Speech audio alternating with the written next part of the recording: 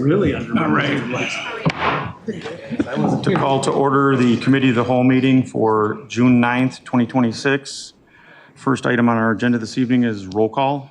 Barraza, Lancy, Here. Beck, Malay, Malone, Here. Solfa, Here. Wolf, Here. Barron, Lehman, Lohman, Pieper, Behrenbach, Anderson, White. Here. That's 14. I'm sorry, 10.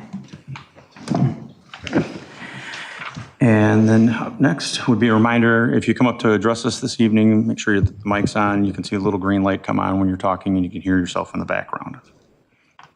Up next is item 3. Items have been removed, added, or changed. The only thing I know is we're going to pull 5.2 off of the consent agenda approvals. That's the contract for a streets program. We do have some questions and some comments on that, so that's going to move to 6.05. It'll be the first thing on our regular agenda, so we can discuss it.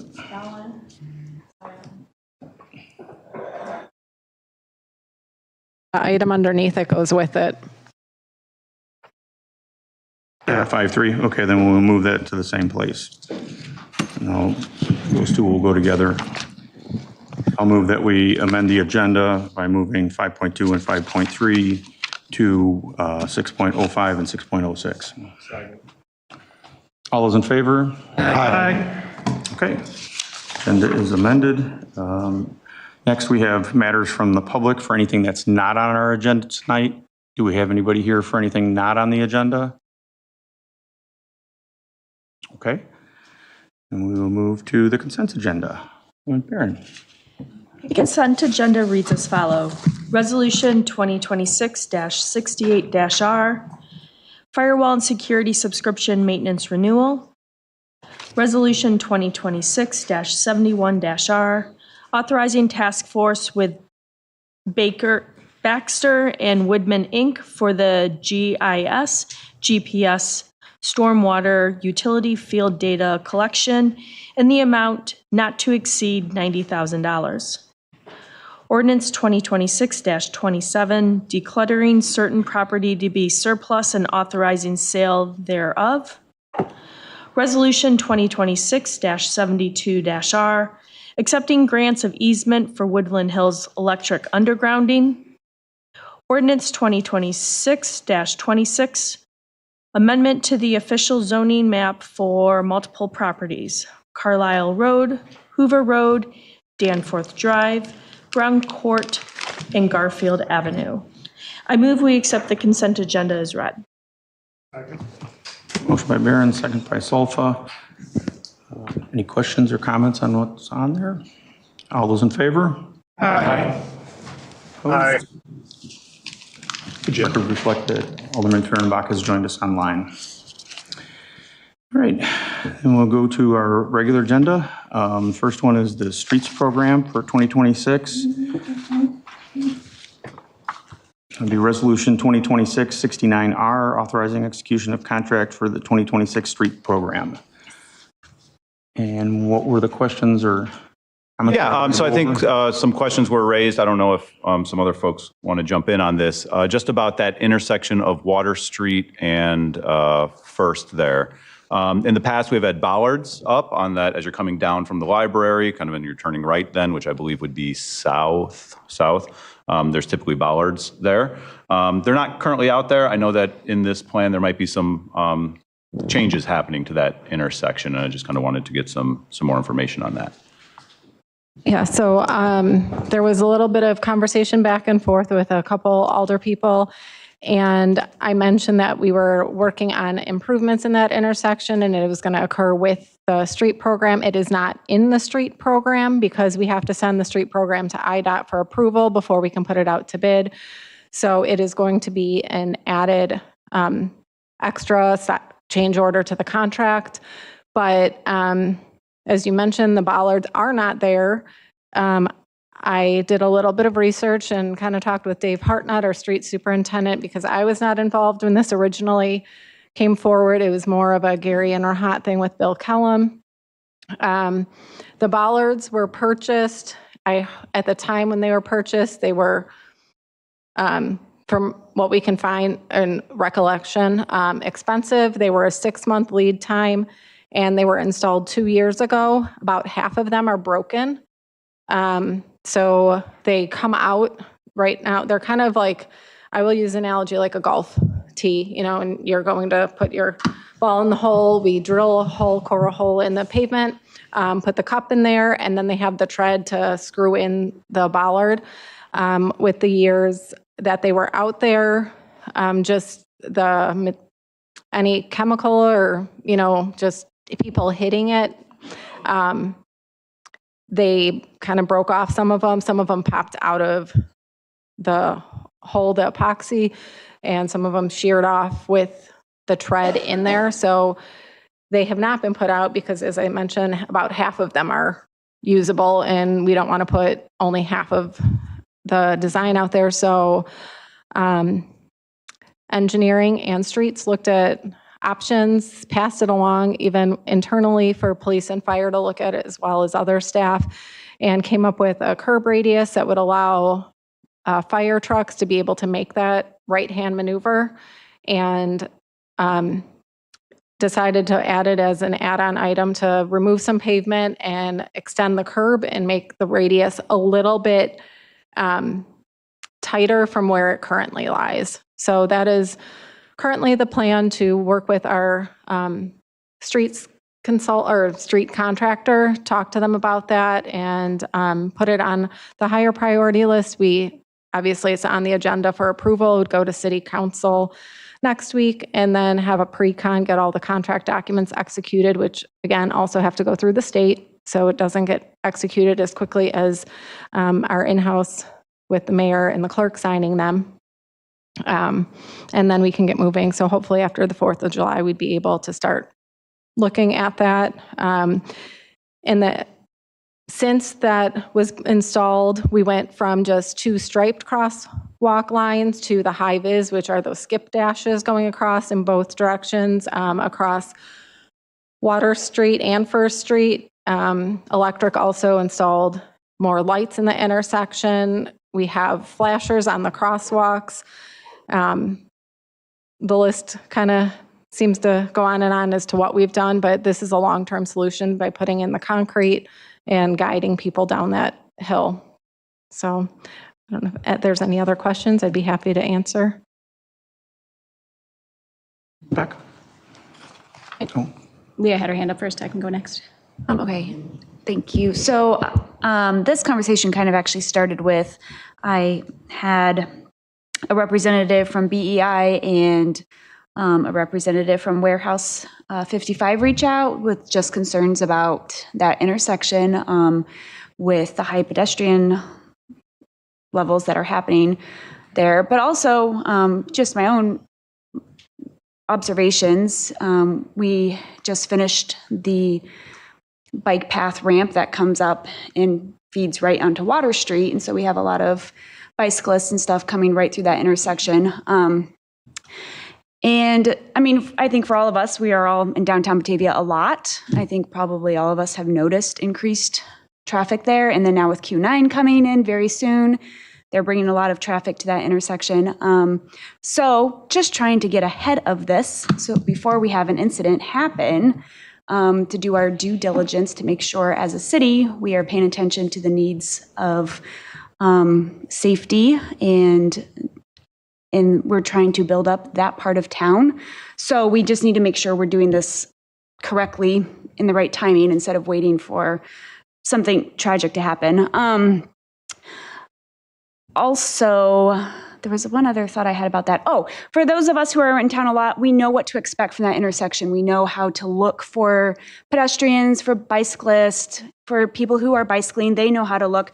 But we get a lot of out-of-towners now in that intersection, people who are coming to Warehouse 55, people who are riding their bikes up and down the Fox River. They don't know what to expect from that. So what can we do to make it more visible for people who have arrived at that road, at that intersection for the first time? I was in a car with a friend who's from out of town, from out of state. She was driving. She came down that, this was a while ago, but down that hill, and I was like, there's a lot going on here. You got to slow down. as somebody who knows, right? But she doesn't know. So that's just kind of been on my mind since that time. How can we make this better for those who don't know? Sorry that I was late and that I came in the middle, Andrea. Do you happen to know with the curb that's designed in the streets plan, what the radius will be? No, I don't. I know that engineering has looked at that. As I mentioned in my email, I need time to get that put together. I read your email that you were pulling it off while I was eating dinner, reading emails. So I did not get to look into that. Yeah, I just wanted to put in a plug for, I'm super excited that it's going to be a curb. I think that's going to be a tremendous improvement. I do think that there are still some, what I liked about the bollards were the vertical thing in the road. As you're coming straight at them, you know you need to slow down and turn and go, use caution there. And especially if you're turning right, you have to really take that turn slowly, which is what tighter corners are meant to do. So I had pulled and sent right before the meeting just some national standards for when you are in a downtown urban area. Standard curb radii are 10 to 15 feet. And that's for both pedestrian safety and for slowing traffic down. It's called out in our active transportation plan that we should have the size of the corner relates to the length of the crosswalk and the speed of turning traffic. It's called out in our downtown plan that we should have, that we should minimize curb radii, again, for pedestrian safety and for slowing down traffic. So in the quick, drawing that you had sent over earlier in the week, it did look much longer, much bigger than our other downtown corners and much bigger than what we have currently with the bollards. So I would just like to see that get as close to the bollards location as possible. Will not, because that we had reviewed it, and that will allow a fire truck to turn. That is a skewed intersection, and therefore you need a larger radius. Typically, a subdivision in an intersection is 25 to 30 foot radius back a curb. We have constant problems at Union and 31 with the radius when it was the 2 lanes in each direction, and have those drivable concrete sidewalks kind of because they kept on going over the grass and ruining it. So that's what you run into. As much as we would like to be pedestrian friendly and try and keep that, we also have to be aware of our businesses and what kind of vehicles go across those roadways. So in that intersection with, there was a loading dock, and there's some businesses there, especially emergency vehicles as well. We need to make sure that those can go through there. And I talked with Chief Blowers on Friday, and he hasn't had any instances in that area that, has been noted. So I understand the desire to make sure that we continue to keep it that way. But that radius does pull it out. So the sidewalk extends, I think it's 14 or 15 feet further. And it's just because of that skew of the street. It just makes it, the only other thing could be potentially restricting right-hand turn movements. So will it be comparable to other downtown intersections? Not because of the skew for that particular turn. I'd have to look and see what the intersection at Shumway and First is to see that movement. We can look at that. And so then will there be an opportunity, well, I guess we'll have to have a discussion then about if it's going to go back to a super wide turn, we're going to get the super fast traffic and the super fast turners again. So having a conversation about reinstalling bollards, reinstalling some other visual cue that will slow people down in the future after the curb goes in. So is it my understanding that this is supposed to be for next week? This edition is going to be part of next week? Well, it's we're executing the street program contract, and because we will have a contractor in here that does this work, concrete, asphalt, and restoration, we are going to add it as a change order to include the radius for that intersection and remove the additional pavement from there. A part of this order, is that going to be the order you said is coming out next week? Because the only reason why I'm asking is it sounds like there's been emails that have been shared and drawings, and as somebody that wasn't on that, I'm like, I think it would be important for everybody to be able to have the same information as everybody else that has been shared on the email. Say, since it's a change order, we should have that as an agenda item on another cow. Because that's not going to Have happen that immediately discussion anyway. further. As Abby said, I'm for having the discussion, but I'd like to have all the details for me to be able to look at. We can do both of those things. So my recommendation would be to move forward with the streets program approval that is before you tonight, but then also to have that future discussion since there will have to be a change order. The change order will be within the contingency because it's not that Yes. much, but we'd be happy to bring it back for a discussion when we have time to compile all the information that you're looking for. Alderman Pieper? I just have two quick questions. I can probably be additionally looked at in our further discussion. The existing curb radii delegated by the bollards that exist, that is, I believe that's a fairly tighter radius now. And was that not a problem for the fire department when it was installed in this current configuration? With the bollards, they could simply run those over, Okay. whereas the curb presents more of a barrier. Chief, did you want to chime in any more on They that? weren't just flex posts, but She just said you broke them all. I would like to hear this. Yes, the ballards did pose a problem. Hopefully not one of them or so that was broken was my fault. But yeah, what happens with us, fortunately for us in emergency response, they end up taking that corner extra wide. The problem is oncoming traffic and increase safety hazards, problems of car coming the other direction, increases the opportunity for accidents or further damage if there are actual ballards or things. But we have to take it wider. We have to come into the oncoming lane, coming down the hill, then take it wide to make that corner. Just won't make it. And that area is the first due response of our station too. So the primary comes from the west side to make that particular complex in that particular area for response. I think that kind of goes to show some sort of the success of having these temporary installations. We can get that operational feedback and adjust designs as we go. Minor plug for that. One other question I was going to ask is, as additional implementation in the new curb radii and the new bump out, would there be the potential to put in up on the curb a more permanent bollard to protect pedestrians from traffic that might be coming down the hill at a high speed? We'd have to, that's Okay. considered right now.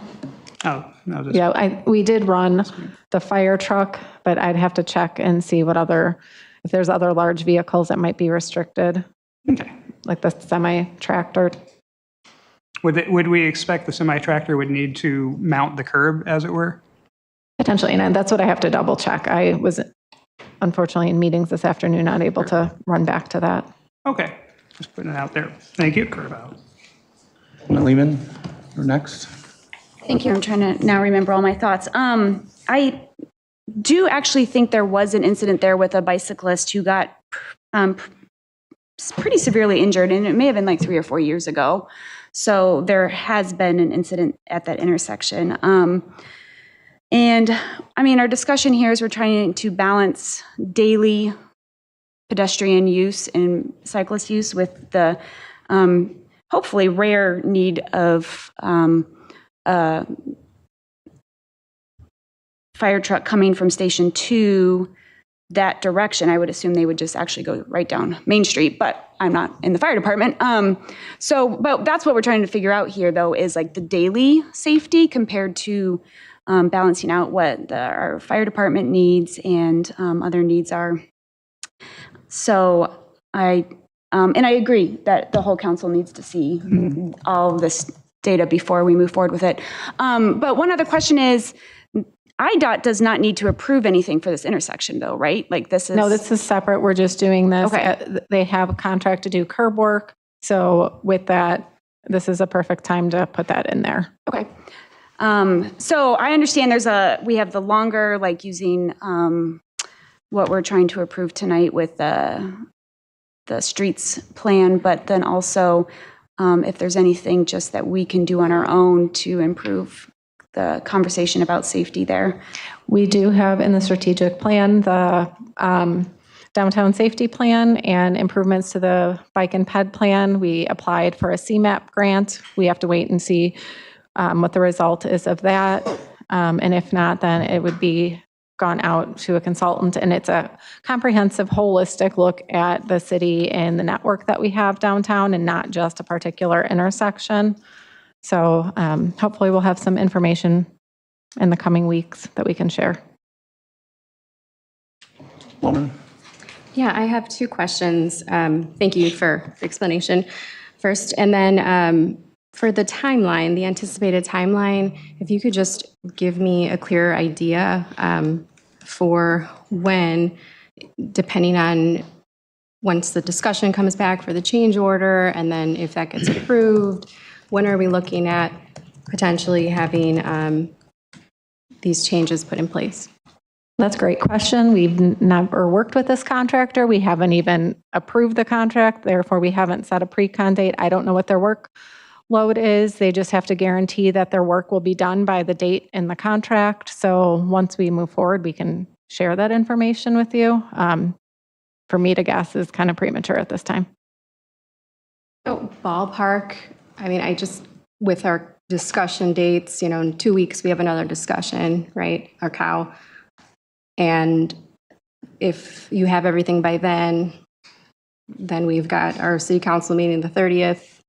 So we're looking at possibly July. I'm just trying to have an understanding. We don't have a city council on the 30th, but oh, that's right. Holiday. Right. Again, I don't know. We haven't worked with the contractor. Once we do, we can find out what their schedule is and we can relay that to you.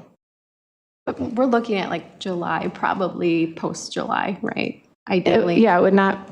I'm not trying to hold you to it. I'm just ballpark. We're not approving this until July or June 16th. It has to go to IDOT afterwards. They cannot, we're using MFT funds and they have to sign off on it as well and execute the contract. We cannot move forward with it until we have that back from IDOT. So they usually move pretty quickly, but it's IDOT, so I'm not gonna give you a definite date. Once we know, we'll be happy to tell you. Maybe by the time we come back on the 23rd, we'll have more information. Understood. The reason why I was asking that is because, this goes into my next question, are there any temporary solutions that we can do as a city before we have, the final plan in place? As stated, there's safety concerns, and I understand we're going to have discussion later on about the change order, but I'm just wondering, is there anything, for example, what comes to mind, the intersection of Western and North Avenue, right? When we mentioned, there's safety concerns there, you guys added the flashing red light as a temporary measure that was easy to do, didn't cost you any money because you had the lights. So I'm just wondering, is there something we can do similar to that, to this intersection, before we get all of these, ducks in a row? I did not get to drive through, but Dave had mentioned that they did put flashing lights, so I can double check that. Beyond that, we're not really willing to put those bollards in half of them. We think. I understand that. Yeah. So we can go back and look at that and see. Thank you. I just want to tack right onto that. I see where you're going with that, Alderperson Lohman. The reality is there's a very good chance we aren't able to correct that intersection this summer. Or if it is, it's October, or it's later this year. So I think that's where you're going with this, is maybe there's temporary construction barriers or barricades or anything we could do to help the safety at that intersection. I think that's interesting to this council. I think is some feedback to take back. I'm going to take a way big step back, though, and ask about the actual proposal.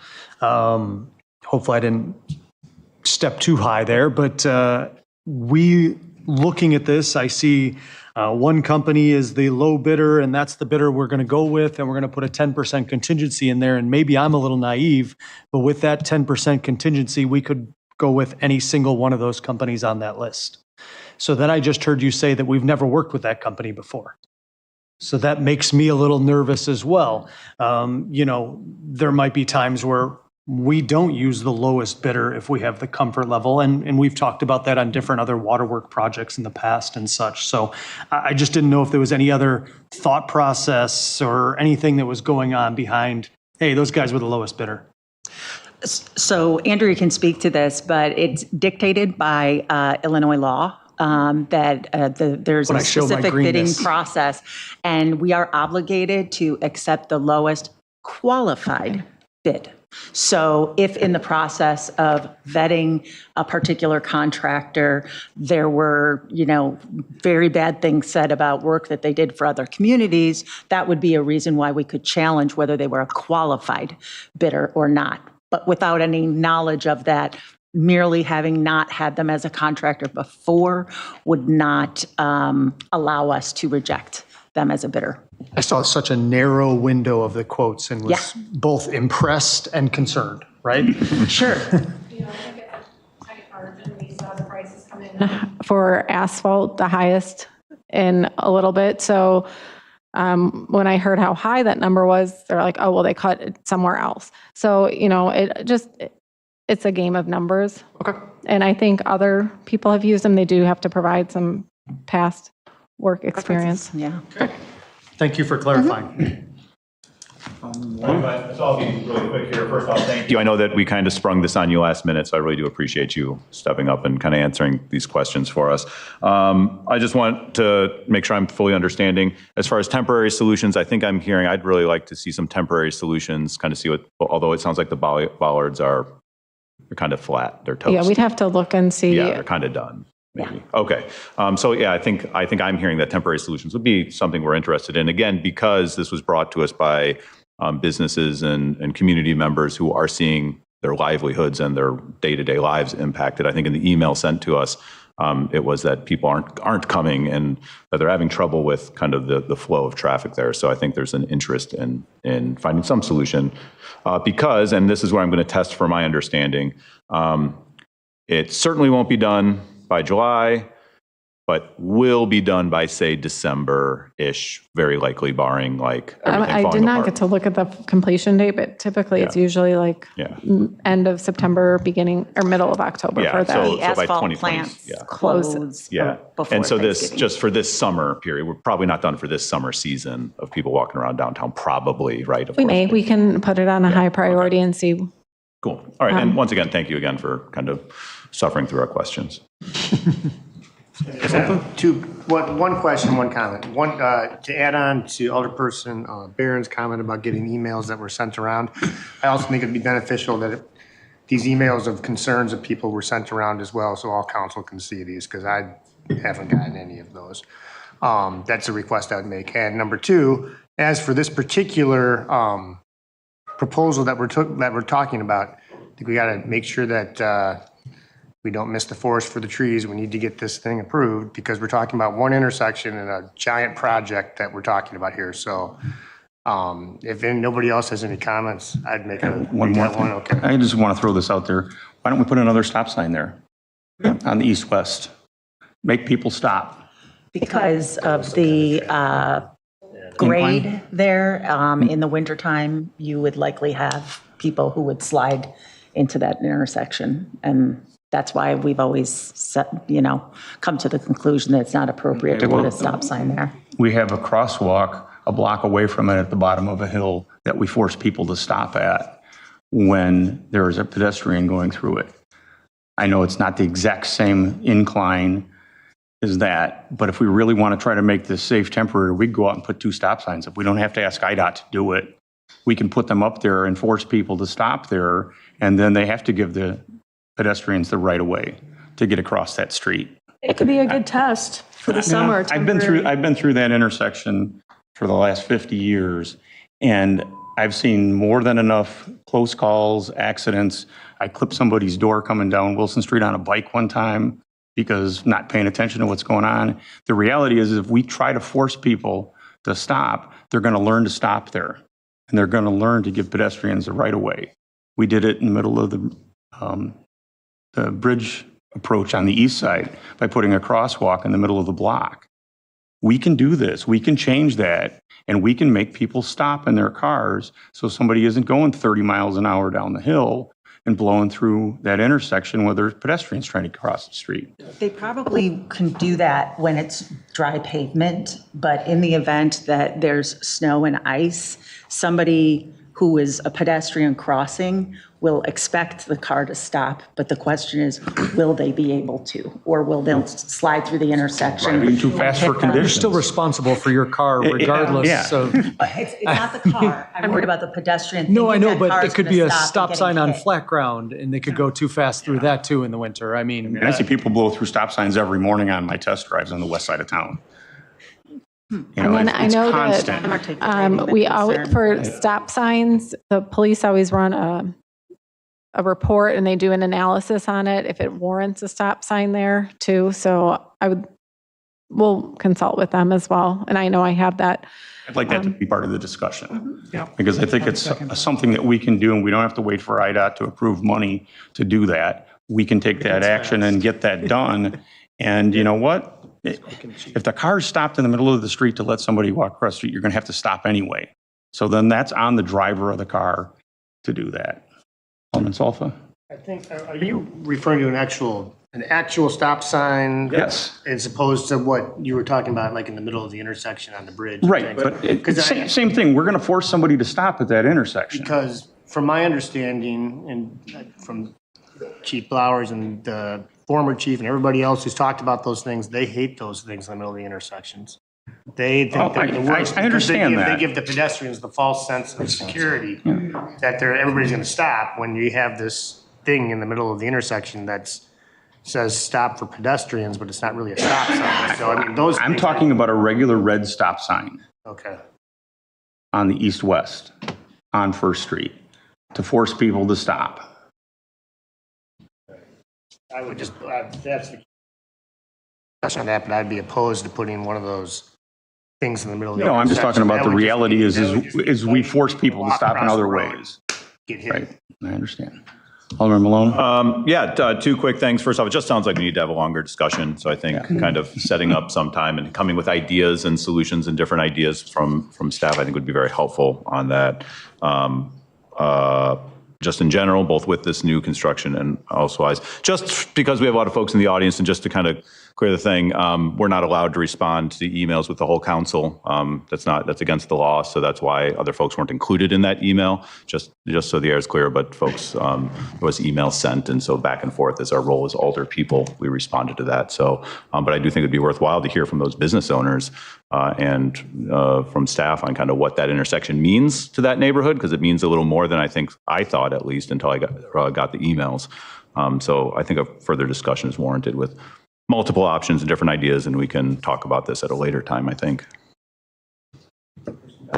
Yeah, and I just wanted to invite all of us, not just putting this on staff, but a quick Google search of temporary curb radii, shortening, traffic calming measures, comes up with a whole host of pictures and a whole host of studies. Read the studies, read their effectiveness, read whether or not they had any unintended consequences for the rest of traffic flow. We are not inventing the wheel here. There's lots of examples. There's lots of data. There's stuff that we can just copy and paste and feel really confident in and not have to speculate or wonder if this is a worthwhile measure. And we can send them around if you blind carbon copy everybody, or we could have a designated person put them into a PowerPoint and attach them to the next discussion. Either of which sounds great to me. Alderperson Lehman? This is a very complicated intersection. I recognize that. And it's on a hill. We don't have sidewalks all which ways, which mean you can't technically do crosswalks at all parts of the intersection. So I understand this is a very odd intersection that we're trying to discuss, and there's no easy fix. So I recognize that as we move forward with trying to find the best safety measures that we can for a growing neighborhood and part of our town. I realize that it will just take some creativity and thinking outside the box and willingness to explore ideas, to Alderperson Beck's point. So, but thank you for your patience, and as we move forward trying to figure this out. And when we have this on a call, we'll make sure that whoever's contacting, because I got contacted as well, to make sure that they get the information so they can be here to be part of that discussion. That's a great idea. And just so that the BCC doesn't end up being challenged as being a public meeting because there are too many aldermen on it, feel free to forward things to me and I can send them out to everyone. I think you were on that email Yes. thread, yeah. Yeah. Mhm. I would move that we adopt Resolution 2026-69R, authorizing execution of contract for the 2026 Streets Program. By Malone, second by Solfa. All those in favor? Aye. You there, Jim? Aye. Okay. Opposed? Okay, motion carries. And that will go on the consent agenda. And I guess I would move that we adopt Resolution 2026-070R, adopting IDOT resolution, et cetera. Second. Goes right along with what we just talked about. Motion by Malone, second by Solfa. All those in favor? Aye. Opposed? Motion carries. Great. Thank you. Okay, now we will go on to 6.1, which is a presentation on the lead service line replacement progress update.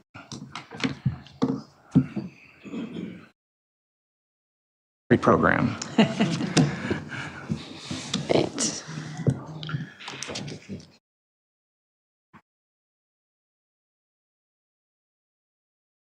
Is this going through the online Zoom as well, or do I need to screen share? Do I do that first? Okay, thanks.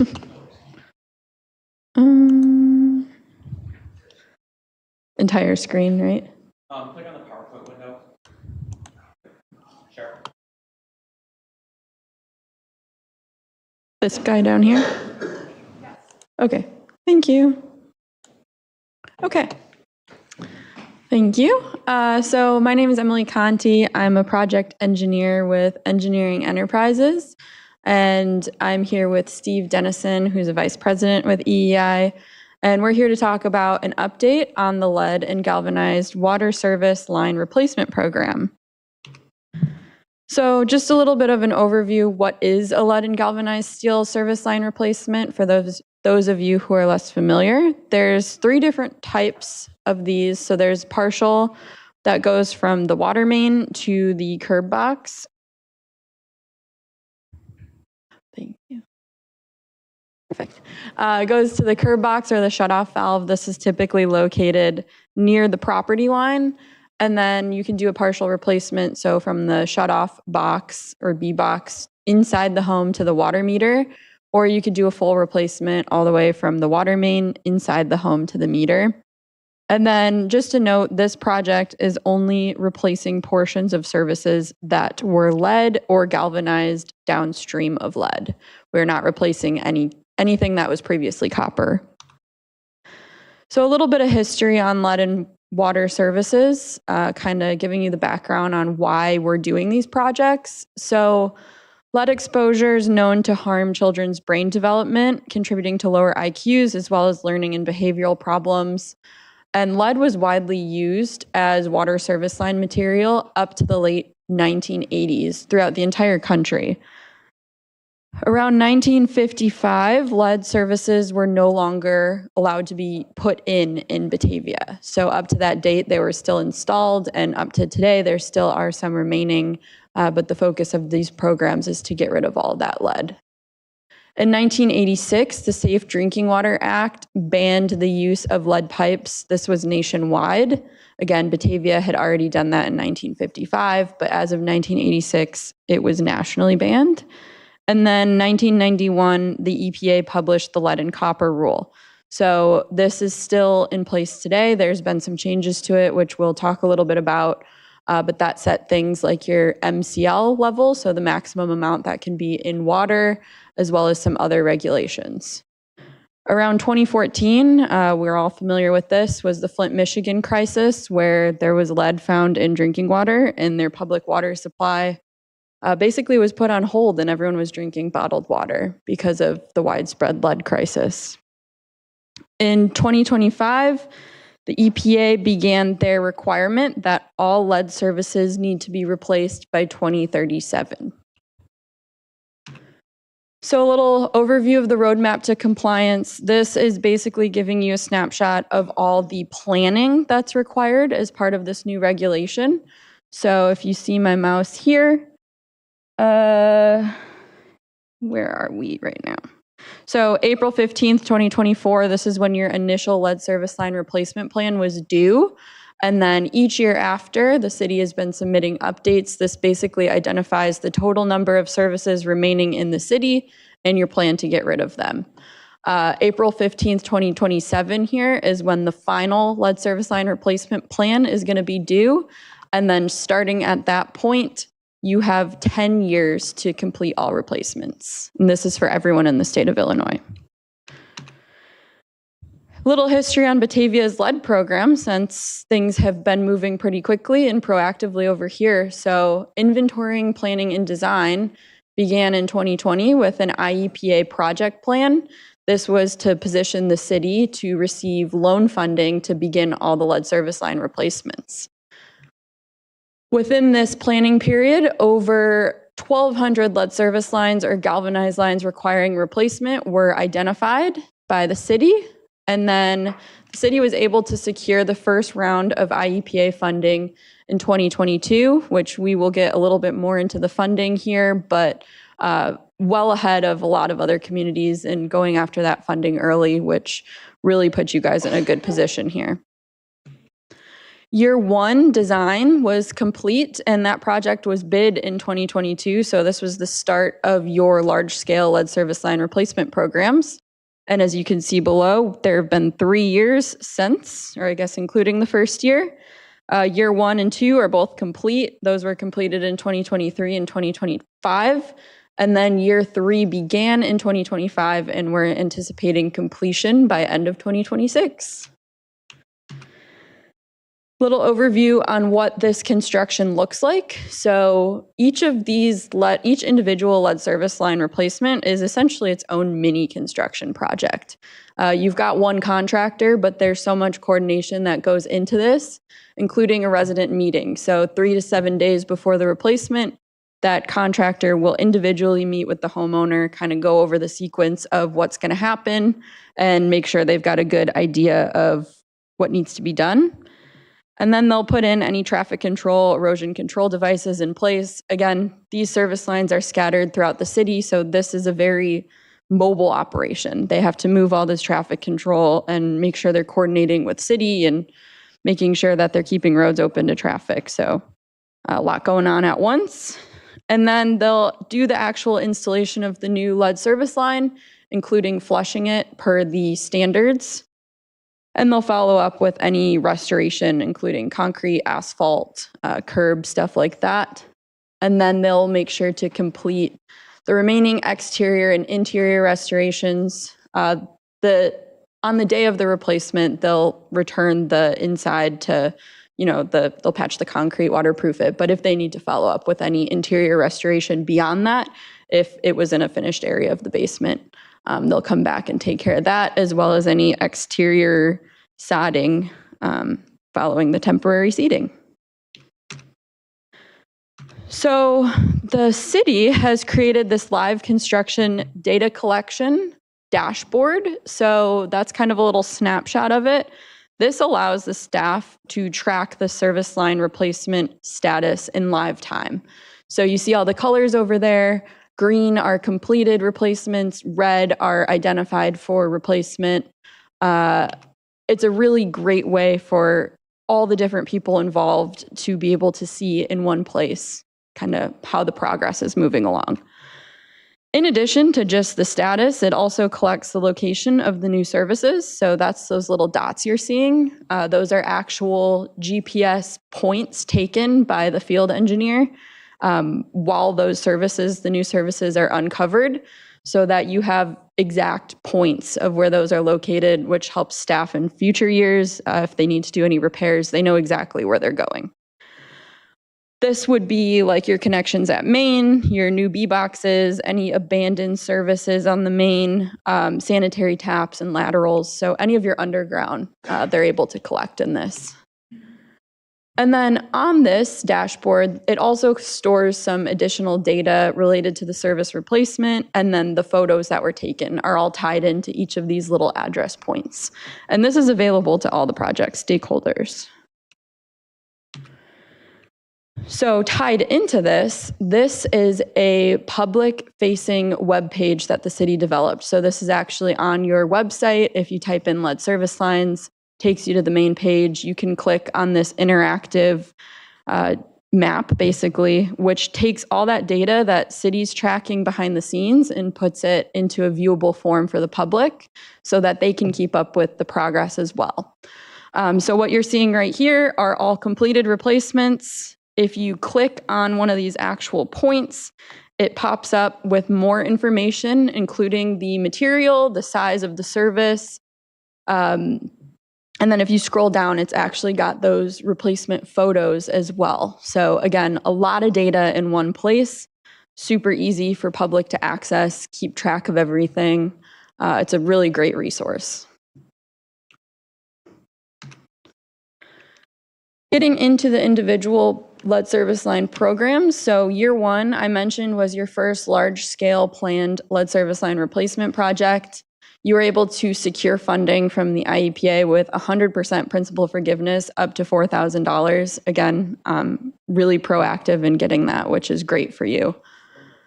And 4 million? Even more impressive. It's 1,000. Oh, I'm sorry. Okay. I was reading 4 million. $4 million. This project was originally estimated to replace 280 lead services. And then we were able to get 281 lead services completed. So that construction began May 4th of 2023, ended up getting 221 fulls in, which was really huge. Those tend to cost more, obviously, it's more work. So to be able to get that many in with 100% principal forgiveness for $4 million was really huge. 40 partials main to B-box, and then 20 partials B-box to meter as well. And then in total, that's over 16,000 feet of service pipe replaced, which is over 3 miles. So really successful project. This kind of carries through each of the 3 years, but your water service is typically offline less than 4 hours. So the contractor is able to accomplish multiple of these in a single day, really quick turnaround time for residents there. And then this year one construction concluded in May of 2024.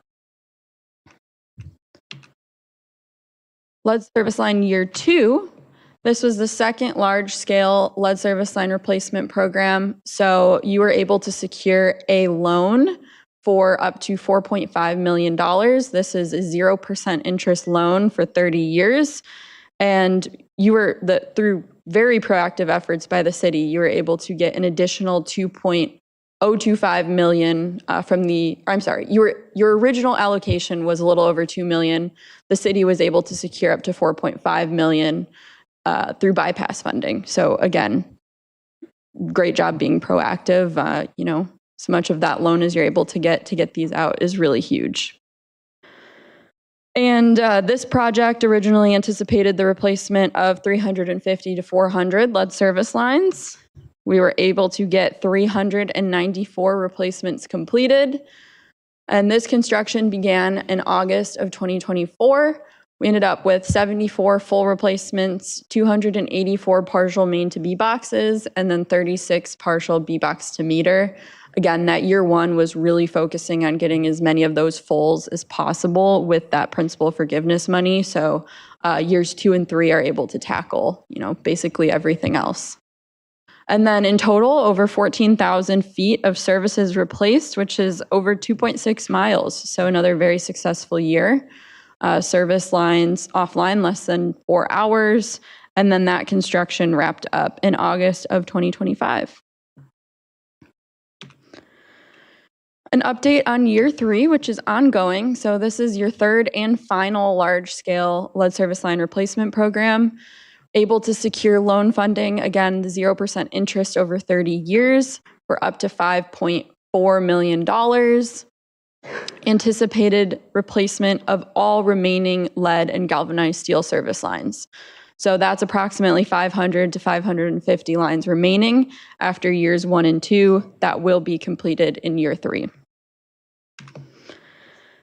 This project was awarded to Miller Pipeline for about $4.5 million. The notice to proceed was dated August of 2025. Contractors replacing 1 to 3 services per day, so they're able to move pretty quickly. And then final completion is set for November of 2026, but that could very well be sooner. I mentioned this was a 30-year loan with 0% interest. Again, city was very proactive in getting out there to get that loan funding. Right now, the IEPA is offering these 0% interest loans for lead service line replacements. That's not guaranteed in the future. So to be able to lock that in for years 2 and 3, as well as receive principal forgiveness, is a really, really great thing for the city to help fund these programs. This construction began August 20th of this past year, and as of end of last week, we have 186 replacements completed. So that's 13 fulls and 173 partial main to B boxes. Currently, over 6,000 feet of services have been replaced, which is over 1.2 miles. And then a summary on all of your years 1, 2, and 3 programs. Again, this is as of the end of last week. A little summary of all the funding you have received to date. I mentioned this, but funding is just becoming more and more competitive with these IEPA loans. Starting in 2027, all the other communities in the state of Illinois that have lead are going to be required to start replacements if they haven't already, which there are plenty that have not started yet. So to be able to get everything completed with loan funding before 2027 is a really big accomplishment. And none of these service replacements are at any direct cost to the homeowner. Overview on the total replacements through your years 1, 2, and 3 projects. We are sitting at just over 860 total, 308 full replacements, 497 partial main to B box replacements, and 56 partial B box to meter replacements with just under 37,000 feet, which is nearly 7 miles.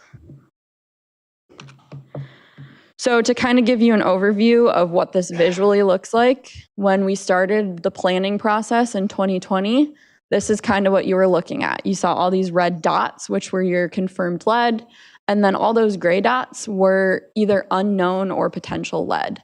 At the time of our initial planning, there were over 4,400 unknowns. And for context, there's about 8,600 services in the city. So nearly half of them were unknown when we started. And there were about 200 confirmed lead to get us started on that year 1 program. But through very, very proactive efforts from the city staff end, they were able to eliminate the unknowns. There's currently 0 unknowns, and that was through major potholing efforts. So over 1,100 service lines were identified by hydro excavation. So city staff going out to all these unknown locations, digging up the B box to visually confirm that material. And then also just checking through records or home inspections, getting inside for meter replacements and seeing visually what that service material is. A huge, huge effort to get that down. Now we're sitting at about 200 lead service lines remaining, whereas before that was our confirmed lead. Now that's really all you have left to take care of. So just to kind of give you an overview of all the work that goes into these projects. So planning stage, we're looking at things like material inventorying. So potholing both the public and private side, because those materials can be different and they often are. Getting that contact info for the direct stakeholders. You've got to get contact info for owners, and then if they rent it out, you have to figure out how to connect with the renter who's going to be on property for the replacement. Getting contact to the resident and educating them. The city provides so much education to residents on the lead service line replacement program, on getting in touch with them early to really get them prepared for what's to come is very, very beneficial in the long run. And then completing the interior assessment. So going inside the home, confirming that material, that was all done by city staff ahead of the actual construction project. Fixture counts, so that's something that owners need to provide to the city. It helps with determining what size their service is going to be, as well as some other plumbing permit items. So contacting the owners, making sure that they know how to get the fixture count, making sure they do the fixture count. Just a lot of outreach effort there. And then getting into the actual construction here. So before the actual replacement occurs, the city needs to get the temporary construction easement agreement signed by each owner of each property that's in these projects. The city staff also completes the plumbing permit application that's coordinated within the city, and each individual address needs one of these plumbing permits. Making sure to send out the construction notifications to not just the resident, but the whole area that may be impacted by construction activity. So a 24-hour notification door hanger is placed prior to work to notify of upcoming activity. And then calling in the Julie locate request. Again, that needs to be done for each individual replacement, as well as tracing the water services and the exact tap location, sewer laterals. This is all stuff that city staff is out there doing, again, for each replacement. And then after the actual replacement occurs, so that's its own level of effort. You know, that's the one we see more is the contractor out there performing the replacement. But then after that happens, there's still additional work. So it's an Illinois state requirement to deliver a filter to each impacted resident from the service line replacement. So if it's a multi-dwelling unit, they're handing out filters to each resident within that unit, and then confirming that the resident received that filter. Restoration, so coming back and doing any asphalt, PCC, sod, and then watering that sod until it's fully established, as well as punch list tracking. So anytime a resident calls in with comments, questions, whatever, making sure that we're able to track that so we fully address any concerns residents may have. And then post-lead sampling, another requirement, but between 3 and 6 months after the lead service line replacement, city needs to reach out to the resident and ask whether they want sampling and then complete the sampling if it's requested. Which again, after it's replaced, people think they're kind of done, it's over, but no, the city still has additional outreach. So the punch list, we also have a tracking dashboard for that. This is internally between city staff and engineers, but anytime, you know, you get an email from a resident with, hey, something's going on with my sod, that gets logged into this dashboard visually so staff and engineer can track it and make sure that everything's addressed. So again, you click on one of these addresses and it tells you exactly what that punch list item is that needs to be addressed, and then whether it's been completed or still needs attention. Just a really great tool to make sure we're not losing sight of anything with all the coordination that's required. So your total lead service line replacement numbers to date. So in total, you've actually got 943 replacements. So that's in addition to the years 1, 2, and 3 program. City staff has also completed 82 replacements. This is through work outside of the ongoing contracts. So you're sitting at just under 1,000 total replacements to date, which is huge. And I already mentioned, but you have about 200 left, and those will all be completed in year 3 by the end of this calendar year. And then the anticipation is to complete all of these replacements by 2027, which is when the EPA is requiring all these other communities, every community really, to start replacing. So you're going to be done, and there's going to be a lot of people just starting. And we've already started to see some of the positive impacts from being so proactive about this. The city received a special exception permit in February earlier this year, which is a change in your monitoring requirements under the lead and copper rule. So previously, I think it started in 2024 when they updated the lead and copper rule. The city was switched to sampling 60 samples every 6 months. So that's 120 samples a year, which is a lot because previously you'd been sampling 30 samples every 3 years. So that was a huge jump in cost, huge jump in effort, a lot of coordination getting all those approved sample sites. And that's what the city has been on until February 2nd of this year. And the reason you received this special exception permit is because you received 2 consecutive 6-month monitoring periods maintaining the lead and copper 90th percentile levels below required levels. So what that means is for 2 sampling periods in a row, your 90th percentile sample levels was below the required action level. For context, there's many communities we're working with that are getting action level exceedances. So the opposite of this, within their 6-month sample period, they have lead levels exceeding the action level. What that means, additional sampling is required. Very expensive reports, corrosion control studies are required. So a lot of additional effort, and they have to continue that 60 sample every 6 months until they get the 2 consecutive samples below, which Batavia was able to do, largely in part of getting rid of the lead. But again, very, very good news. So what this did is it reduced your lead and copper sampling to triennial or every 3 years, effective January 1st of this year. And it's back to basically what you were doing before they revised the lead and copper rule. And you've seen this slide again, but it's always worth popping up here. Huge thank you to all the stakeholders for this project. We appreciate all the efforts. There's been so many efforts. Hopefully you're able to see great, very successful projects, received a lot of really positive feedback too.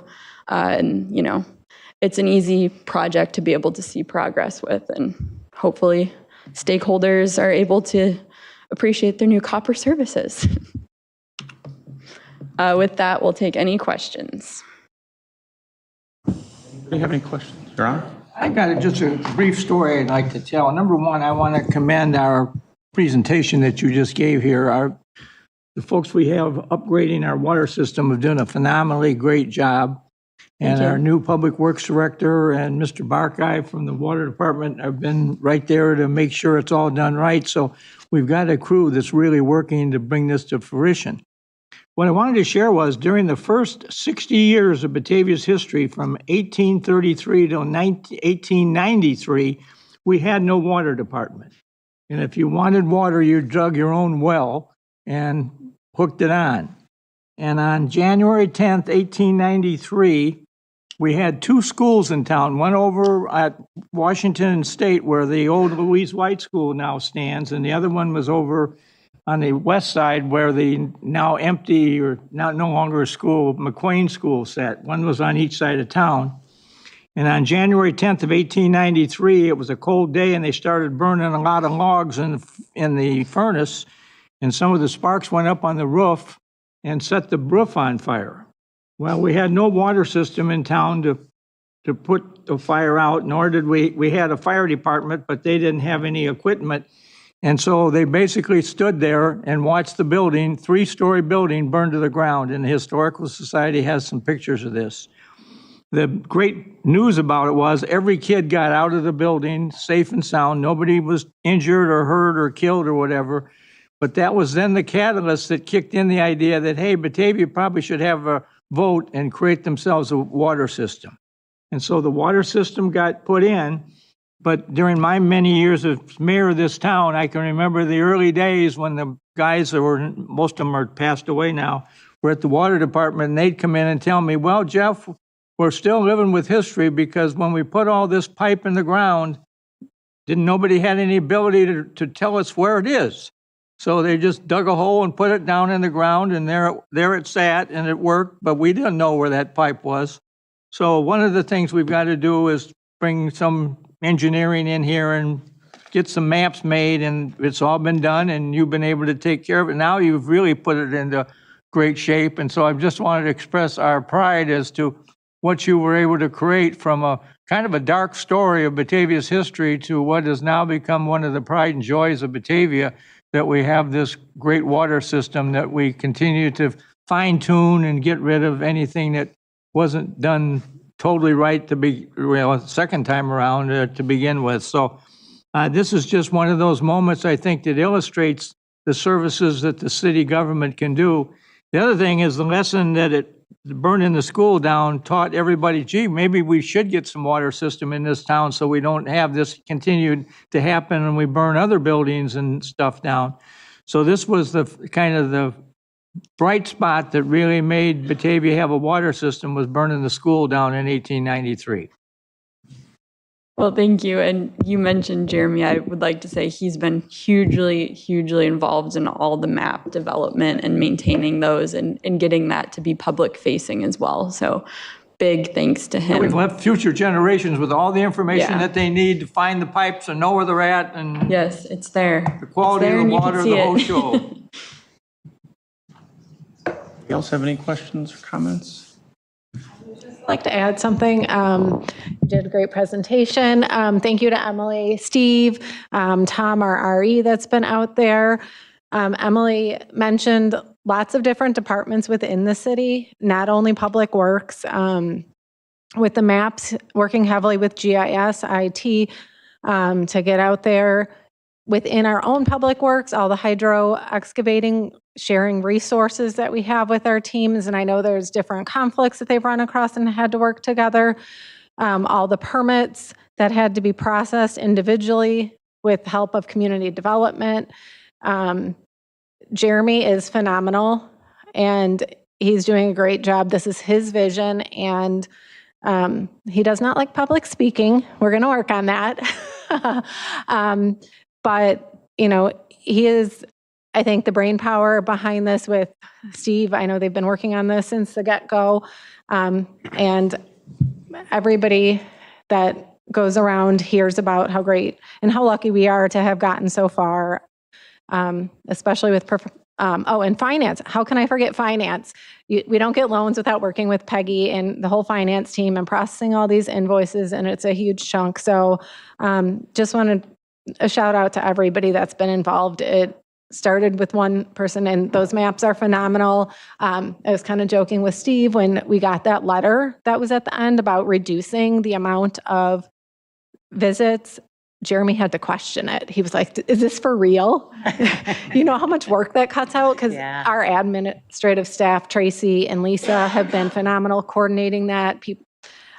Setting the test sites, calling all the residents to get into the house once, twice, 3 times, just depending on where they are to get in there. So it's been a monumental lift. So I want you guys to know there's a lot of moving parts in the background too, as you saw tonight. So thank you.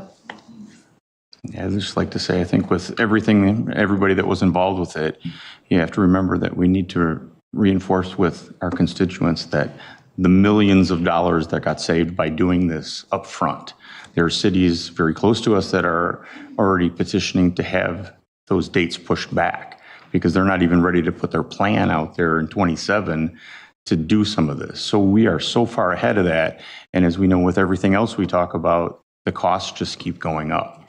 Yeah. And to be able to do this with grant money, basically somebody else's tax money, and all of the money that we've got that we don't have to pay interest on, that's millions of dollars that the ratepayers don't have to pay those loans back when they're $4 million or $5 million, not $8 million or $10 million in another 10 or 15 years for a city our size to do that. So to me, that's the biggest takeaway from this. All the other things, this is probably the cleanest project I think I've ever seen in the 20 plus years I've been on city council. We just don't get feedback that's bad. If there's something wrong, it gets taken care of immediately and people get their water back on the same day. So, I mean, that's just, to me, the scale of it, and you look at all those dots around town that all got done and that are being finished, and I can think of like 2 problems, and that was just yards, you know, restoration afterwards. It wasn't anything to do with the actual repairs and the replacements. It was, you know, didn't look good enough for somebody, or it didn't happen fast enough because the grass didn't grow because it dried out. Whatever it might be, they were tiny little projects out of that entire, 1,000 that are being replaced. I can think of maybe 4 or 5. That's it. So a great project. Yeah, and I sort of touched on it, but just to elaborate a bit to your point, the funding, you guys were able to get that guaranteed funding on the list. Nowadays, we're seeing much more competition where there's communities that aren't making the guaranteed funding, and they're really trying to push for that bypass. But, you're not guaranteed that, so you guys were able to lock that in right away, which is really great. And like you said, the inflation as well, the competition, there's more communities doing more projects, and there's not a lot more contractors doing the work. That just means that the prices are going up for the work that is going to be done moving into the future. You're all being bludgeoned with positive news here. I'm an engineer, so I'm a natural skeptic, and I'm always like, all right, what's the catch? This is one of those rare projects. We don't see this. There is no catch. It really is all positive. It's amazing due to the proactive efforts of the city and staff and everybody involved that this has been just a resounding success, this entire program. So kudos to all of you. Thank you. Okay. Thank you very much. All right, now we'll move to item 6.2, which is proposed baseball, softball training field for a facility at 1485 Lewisburg Drive.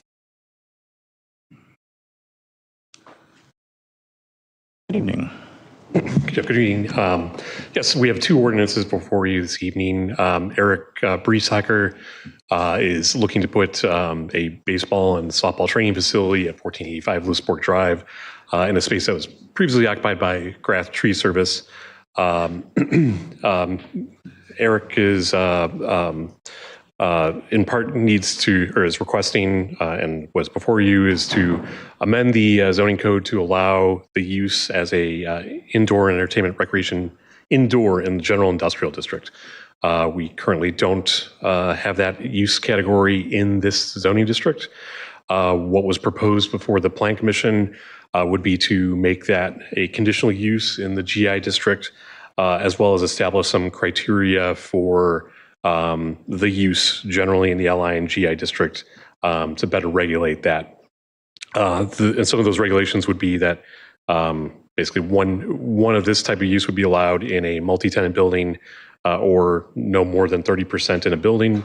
And it would also establish some limitations for the small scale uses. We have small scale and large scale in the code, so that those uses would be more limited on like tournament type activity and things like that.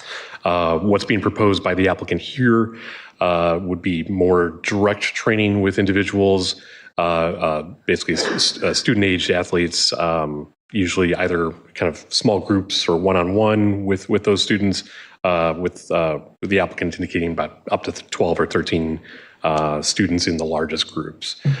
So the Plan Commission did find that the proposed changes to the zoning code were appropriate, and that the conditional use standards for this particular use in this location were met by the applicant.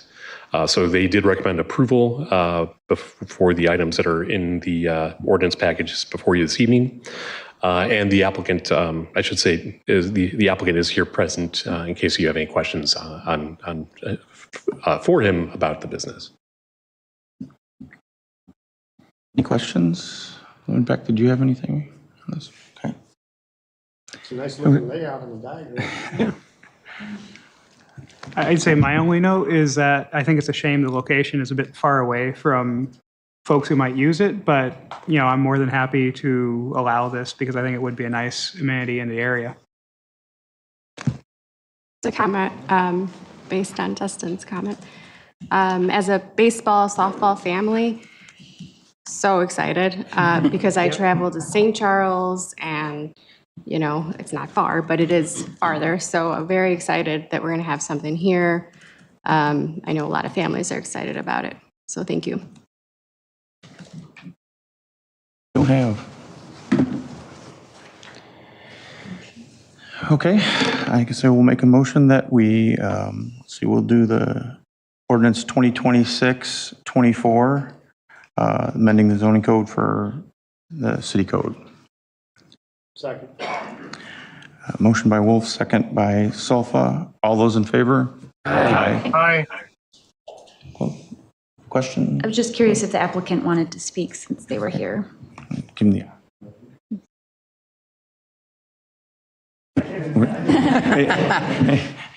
You say at the next council meeting, when we approve this, would be a good time to come back and go through everything that your site will have to offer, website, email address, phone number, all this Sure, stuff. yeah, there's still a lot of moving pieces right, with it at this point, and trying to get all our ducks in a row. This being one of them. So again, happy to answer any questions you have, but. Well, we are a big baseball town. I mean, some would say football, but some of us would say baseball. So we welcome you here. Great. Thank you. Appreciate you. Okay. The next one would be 2026-025, which is the conditional use for the recreation indoor small scale user. Make that motion. Second. Motion by Wolf, second by Solfa. Any discussion? All those in favor? Aye. Opposed? Motion carries. Okay. And that'll go to the next council meeting. Yes, it'll be on the next council meeting. We can put it on consent or regular agenda.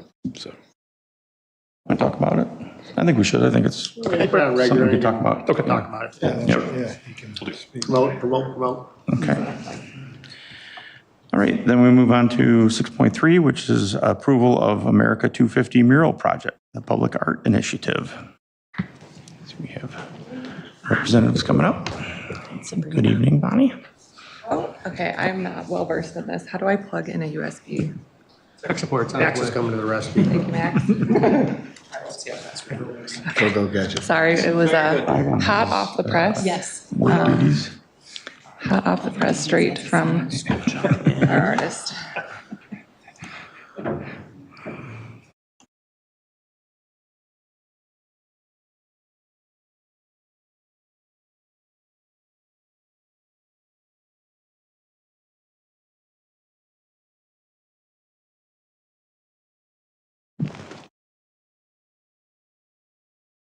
Hello, I'm Bonnie Baumgartner. This is my partner, Sabrina Martin. We are both from Water Street Studios, the Public Art Initiative. We come here once or so every year, so it's nice to see everybody again. We're here tonight to get your approval for the upcoming design on behalf of Water Street Studios. That's going to go on the westward facing wall just outside of City Hall here. You can see the mock-up here. This did come from our artist. He had AI assistance because I'm telling you, he turned this around in less than 48 hours based on our revisions we gave him. So, yeah. So this is a chance for you to get a preliminary view of it. And there's still a few more edits coming his way to be made, but it's a pretty good outline. This mural is Batavia's Contributions to America. It's in honor of America's 250th anniversary of the Declaration of Independence. We were lucky recipients, I believe one of 22 in the entire state of Illinois that was invited to apply for a grant with Illinois Arts Council. They awarded us $15,000 to execute this project. So this is not costing anyone any money. This is all coming from that grant. We're very honored and excited about the project. We had an open call where we solicited experienced mural artists to submit their proposals. There was about 8 applicants, all of which that were very, very talented. I think anyone here would have been happy with what they put forth. The committee juried and ultimately decided Marty Ganesh. He is actually a Batavia local. He graduated from Batavia High School. He now lives out in Amboy. He put together this presentation that kind of highlights. Oh, and he was one of the artists for the Art of the Fox murals. He's the large-scale close-up of the Great Blue Heron. That's his painting style. Yes. So he is a professional muralist. He is a very talented painter. We do have his portfolio at the end of this. But this presentation or his proposal puts forth kind of frames of some important historical elements that are unique to Batavia that help shape the country. So the first pane is a nod to the westward settlement and the wagon production that actually happened in this building back in 1840s, 50s. I have notes, but I will reference because I do not recall. 1854, the Newton Wagon Company. The second one is a nod to the quarry production. A lot of that quarry that came right out of our local quarries ended up rebuilding Chicago after the Great Fire in 1871. And then the third window bay will highlight our Norwegian and Swedish heritage and an homage to the immigrants that came to Batavia after the Great Fire. The fourth pane is a nod to the marketing and cosmetics. There was a particular Italian balm that became a nationwide staple for about 2 decades, and also a fun story about American marketing that came out of our area. After that, there is one for the 1967 DK Aerospace Company that was right here in Batavia that helped manufacture tubing used in the Saturn V rocket that was a part of Apollo 11 and the moon landing in 1969. Buzz Aldrin's mother-in-law actually also lived in Batavia for a brief part of her childhood. And then the last pane is for Fermilab and all the historical achievements that come out of there and continue to come out of there. So together, that is how they will be presented on the wall. We're envisioning a plaque that will lead you to a website that has a lot of information. So this won't only be a beautiful mural, it'll also be very educational and kind of highlight some of the lesser known historical facts about Batavia and how we shaped the country. This is the artist and their portfolio, so you can see how it looks when it's actually executed. And our timeline, this is when we're right in the window of the designs being finalized. We hope to have the artist paint. They're going to be installed as panels that get mounted inside those window bays so they could be removed if need be. He is going to prime and paint the frames as well, so it'll look kind of like a framed piece of artwork. And that we're looking to do the panel installation between August 17th and the 21st and host a community reveal celebration on August 29th. That's a little bit about the installation method, but I probably don't need to read to you. Does anyone have any questions, or if you have any feedback? We will be meeting as a committee next Friday to do kind of the last tweaking to the murals. Dustin? I was just going to ask for clarification. The designs given so far are just kind of mock-ups of what the final design will be. I do like the theming for sure. This is pretty accurate. There's just brief tweaks to do. We want to address a little bit of diversity, maybe tie in a couple of elements, like the blueprint on the for the I don't know, space landing one, to maybe make that more accurate to what he was actually designing. Things like that. So you're looking at a pretty accurate representation. Okay.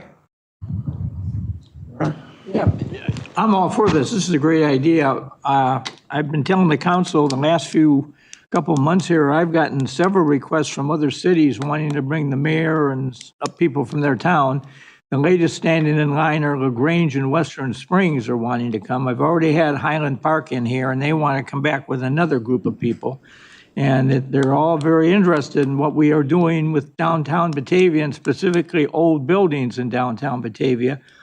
And I guess the question I have, will each one of the signs have some way to describe for anybody who's here looking at it what it's supposed to represent? Or is there going to be a brochure? Are there going to be little signs on adjacent to it? Or how are we going to do that? We were envisioning a plaque, but we could also look at some sort of QR code or something for each bay that could really draw up a story for each unique window. I'm totally open to that. I think the history of this is so cool. I didn't know a lot of these facts beforehand, so I'd love to make it really easy for people to be able to research it and understand what they're looking at. For sure, at a minimum, like how there is on the back side of this wall, there would be a larger scale sign that would have a QR code to direct them to where they could read and learn more about it. But we could explore doing something where each pane has it. Our town and this landing on the moon thing is really very big and very influential with a lot of different people.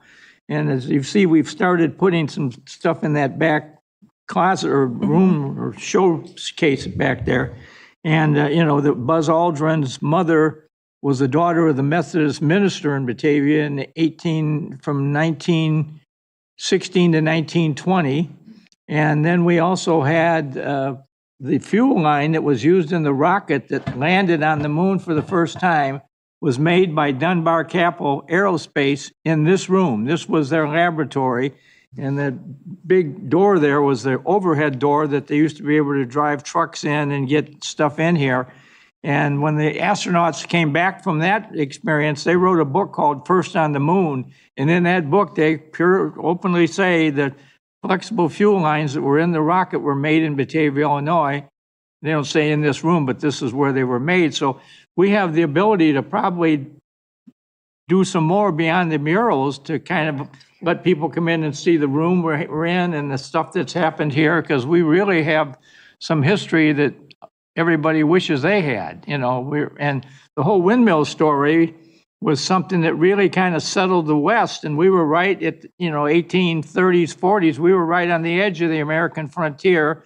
We had a river going through town so they could use water power to make windmills, and that's where the whole windmill industry came. And then in the early 1930s or 40s, when we started electrifying America, we didn't need the windmills anymore, so that kind of went away. But we've got some very interesting history here that I think we really owe it to future generations to share of stuff that Batavia can take great pride in.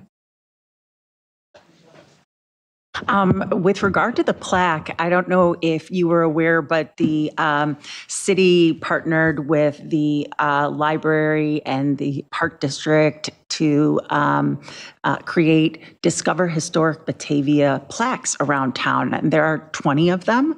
And perhaps with council's approval of a budget for it, this could be the 21st plaque to have there. And then it would be, of a similar design as all the rest of them. So I'm seeing a lot of nods like, yeah, let's do that.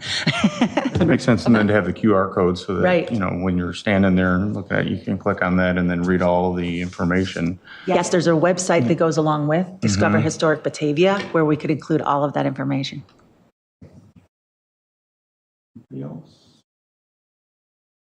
Thank you. I think it's another great public art thing that Batavia has that nobody else does.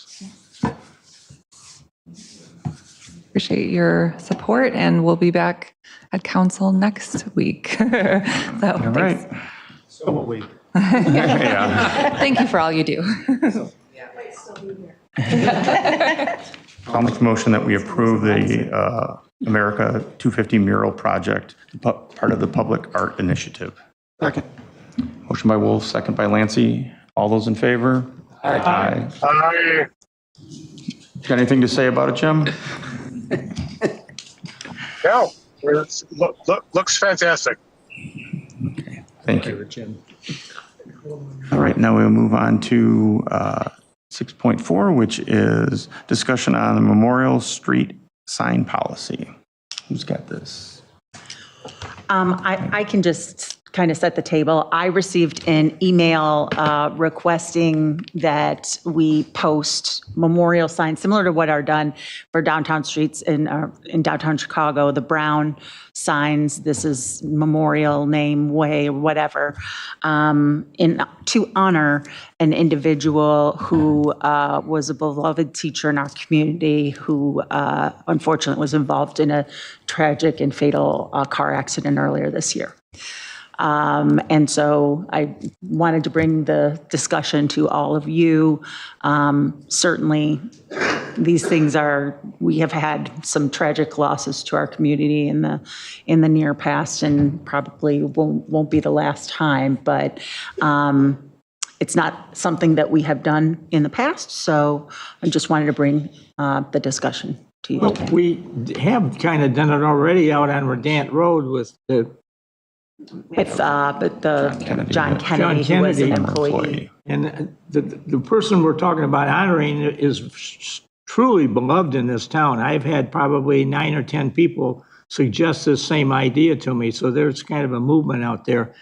But I mean, when you've got somebody like her that has the background she is, future generations will say, who is that person? And there'll be this real nice story to tell about her work in the Batavia schools and the classroom and how she inspired kids. And so, I mean, it's great local news, history, and gives Batavia a place to be very proud of, that we have people like this who lived in our town and made it a better place for us all to live in.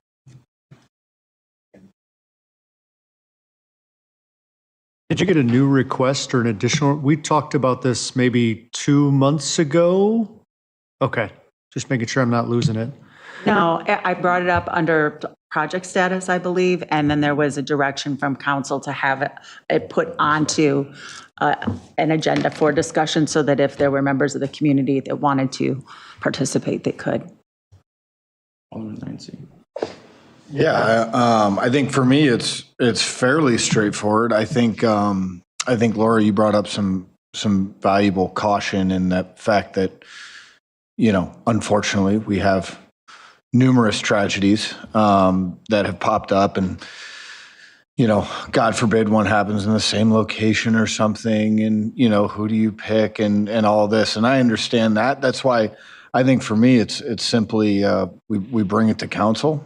And if folks, if a quorum wants to make that decision, I think we have the power to do that. And we have a discussion around each individual. I mean, hopefully we don't have many of these, right?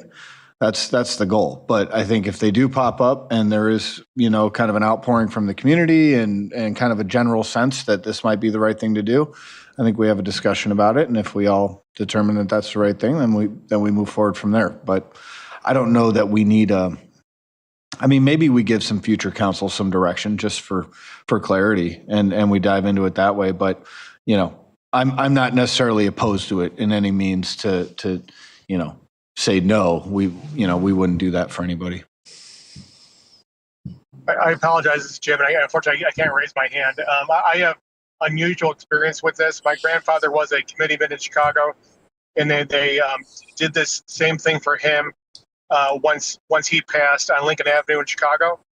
And the one part I was not ready for is these memorial plaques have a time limit. The time limit is either practical, meaning too many people have been nominated for a certain street, or quite frankly, people kind of forget who that person is. So just keep in mind, these memorial plaques aren't necessarily permanent in practicality. Just an FYI. Although it was very nice to go to the initial mounting ceremony for his plaque on the street, it just wasn't there 20 years later. FYI. Alderman Solfa? So I think that there's some differences in terms of, what we're thinking about here. Now, in terms of, as Alderman Lancey brought up, traffic accident things, you see these memorials all over the place all the time. I don't know if we really want to set a precedent where we're going to have making a place where somebody died as a memorial way now, and that, because then everybody who ever has an accident is going to say their person's important, which they all are to their own people. But how are we going to differentiate? The situation with Kennedy was not necessarily that he died on a road. He was just a longtime city employee, and that's more of a situation that's similar to Chicago, where they named streets after people who have significant impacts on, the city or culture, whatever the case may be, sports. There's a street named, by Wrigley Field. So I think those are kind of more the appropriate type of these brown sign Memorial Way plaques. This would seem to be more of a situation where, understanding that she was a beloved teacher and very well thought of by many members, this could be something where there could be a tree planted with a plaque at the school, or if you want to name the parking lot at the school after her, something like that. I think that would be more appropriate for the area of the impact that the individual may have had. And some of you may or may not know the reason why we got the Kennedy sign there is because that's where he exited out every day to come and go from work. And so that was kind of like for everybody leaving there who worked with him forever, they could see when you're going out for the route in the morning, you see John's name again. So I think that there's like a differentiation here in terms of what we're talking about, and in different ways where something like this could be memorialized. I just don't think we need to start naming streets after streets where people died after people. I mean, you already see all these crosses and they're very distracting on roads, but I do think an appropriate thing would be maybe, like I said, a bench or a plaque with a tree or something at the school where this particular individual was. That way it can be more individualized and it can be more focused on an area where the individual may have had an impact. You know, that could also be something, for instance, let's say sometime in the future, somebody who's been intimately involved in Batavia youth baseball retires after, I don't even know, however many years, and they want to name a field after that person. That's a way to do an in memoriam or a, kind of a way to thank somebody or to commemorate somebody in terms of their achievements or what they did. I'm just very wary about saying that we're going to start naming streets after people because they died on that road. Yeah, I think I'm agreeing here a little bit with Alderman Lancy and Solfa. First, I want to separate sort of the individual case from the policy case, right? From kind of where I think I'm at, I don't know if I would want us to have a policy on it so much as these things come up, if the community wants to organically create the movement to do something like that, I would welcome hearing them, right? So if they came with a large petition and made the case to us, I think I would be inclined, and I think I would encourage the council to hear them, listen, and then if they really make the case, then we can do it. And that will provide the community the opportunity to choose. Would it be a tree? Would it be a sign? Would it be, whatever else? The people who really knew these folks would get the opportunity to come and make the case to us. And I'm trying to think of the delicate way to put this, but that would sort of organically bring out the folks who have had big impact and have really touched our town. Those would become motivated, as opposed to, folks who are loved and dear, who maybe pass, but, may not have that same impact that we'd want to honor. Because we, again, I think I said this last time, unfortunately, Fabian and 31 might have a list, kind of down to the street, because we do have some dangerous spots and we've had some terrible things, and that's a hard thing to navigate, right? To tell a family that, I'm sorry, there's too many people who have died here, yours was one too many, right? And I don't want to be, not that I don't want to be in that position, but I don't think that's the position we want to put them in either, right? So I think I would, again, just to summarize, I think finding an organic way to have the community lead this, right? Have the folks from the community come to us and ask for something is the better way to do it, rather than us be the ones who have something set that we decide to put into place. Paper. I apologize. This is Jim again, and I'll go offline in 1 second. Just based on my experience, it was awesome to get the first memorial. But this went to Alderman Malone's point.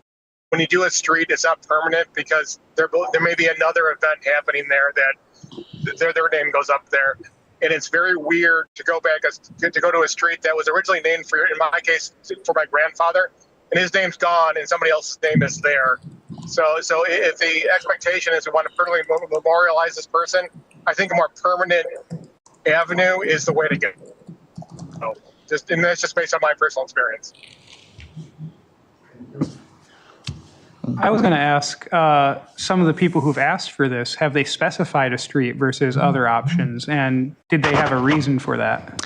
I only had one person reach out to me, and they suggested some length of McKee Street, which would be the intersection where this event happened. I would point to maybe an example of this that goes to what Alderperson Solfa and Lancy are talking about. I believe his name was Michael Healy, the musician. his friends and family members got together, and there's a beautiful rock and plaque that are at the Peg Bond Center where he would play to hundreds and maybe 1,000 people his music. And that would be kind of that example of it being in the place that is a remembrance of the individual, a happy remembrance of the individual, Michael Heaton.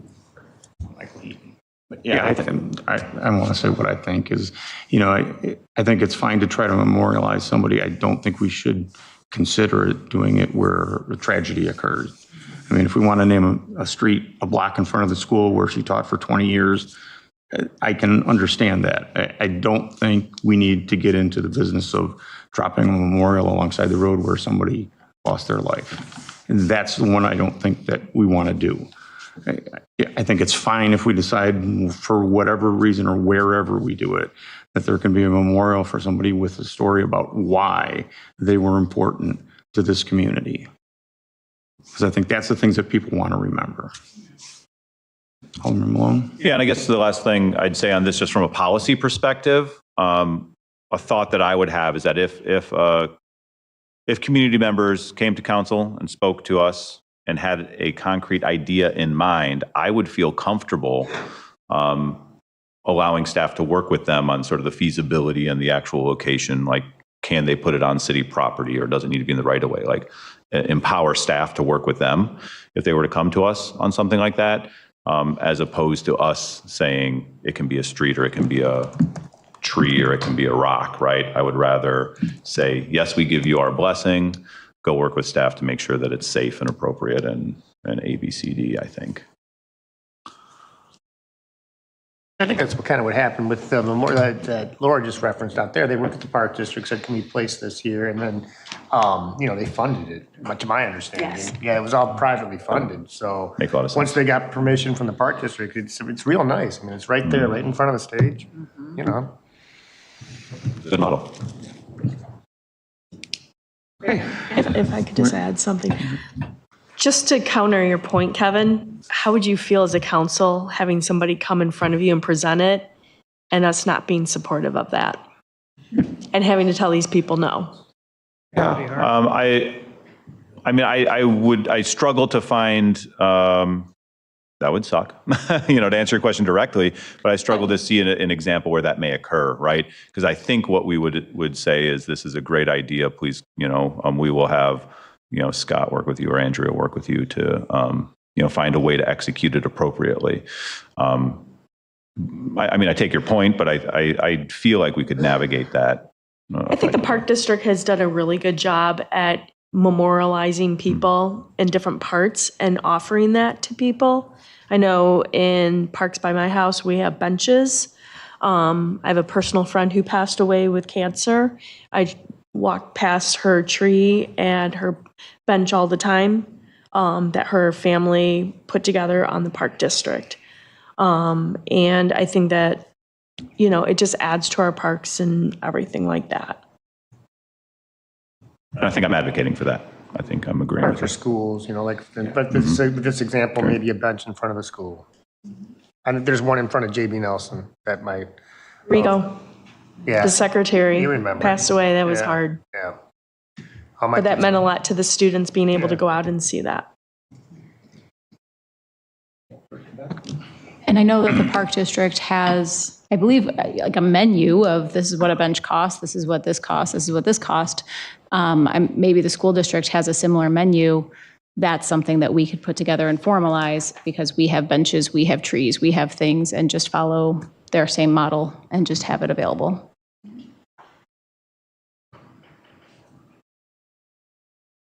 I don't know if I want to be by the wastewater treatment plant, though. Yeah. I'm trying to think of properties that we have where people are like, let's go and memorialize somebody. I'd rather from a park, but. While the ideas here seem to be moving more towards benches or similar idea, I do also like the idea of the school where she worked being the street that it'd be named for. I think that would be a more joyous celebration of that life. So I'd be in favor of any of these as an option. I think there have been a lot of good points made here, but I did want to like comment on that as well as being a good compromise solution. Those types of things, the school could even do that themselves by just Yeah. having the sign going in the parking lot. That's very true. You're not even changing around a street that's part of the city. It's just, this is the parking lot named after whoever. Here's the, they got the turnarounds, whatever the case may be. Well, The school can handle that on their own without the city having to rename or put a street up there. I mean, Because then we'd have the situation that we're talking about 10 people wanting to 10 be on the people same wanting to spot. be on the Right, same right. spot and everything. So that's why, That's that's fair. where we should avoid those things. Let's hope not. I guess I'm confused now, right? I thought we had been kind of coalescing around not having a policy and sort of addressing these as they come up, though now I'm hearing maybe we have a menu or maybe we have a policy of not doing anything and saying this go to the school district or go to the park district. I think I just lost the thread. What are we coalescing To around? mean that the park district has, like, if you want to put a memorial bench someplace, this is what it will cost you, and here are the parameters of doing it and how you contact us to request it. Again, fair point taken that they're the ones with a lot of land because they have all of the open park space, and ours is more a purpose for having one of our buildings there. So probably the request would be limited, but I still think it's a nice idea. They have a process, they have. Right. They have something we can look Maybe at. have staff find out what those two things are from the school district and park district, because they're the two that I can think of right off the bat that have a lot of memorial benches, trees, whatever, I'll look plaques and into stuff that. around. Maybe bring that back and then we can decide, do we really want to go down that road or we just wait and take the one or two that happen? The schools might not even have like a formal thing like the park district. It might just be school by school, I don't know. Okay, are we done with that one? Okay, now we'll move on to 6.5, interviews for candidates for the Integrated Resource Plan Task Force. Question for you. Ordinarily, when we have the interviews for the vacancies on city council, we interview people one by one, but have the rest of the candidates sit outside while we interview. Do we get that other room open? Yes. Okay. I believe so. I think that's the best idea. Yeah, I think that is a good idea. So why don't we take, So do you want to announce who the first person we interviewed is? And then Max, could you take them to the Appleton room? There's a meeting in there right now. Oh, there is a meeting in there right now. Okay. okay, Sounds good. right. Okay, we're going to start with Carrie Aschenbach, and then second up will be Steve McKenna.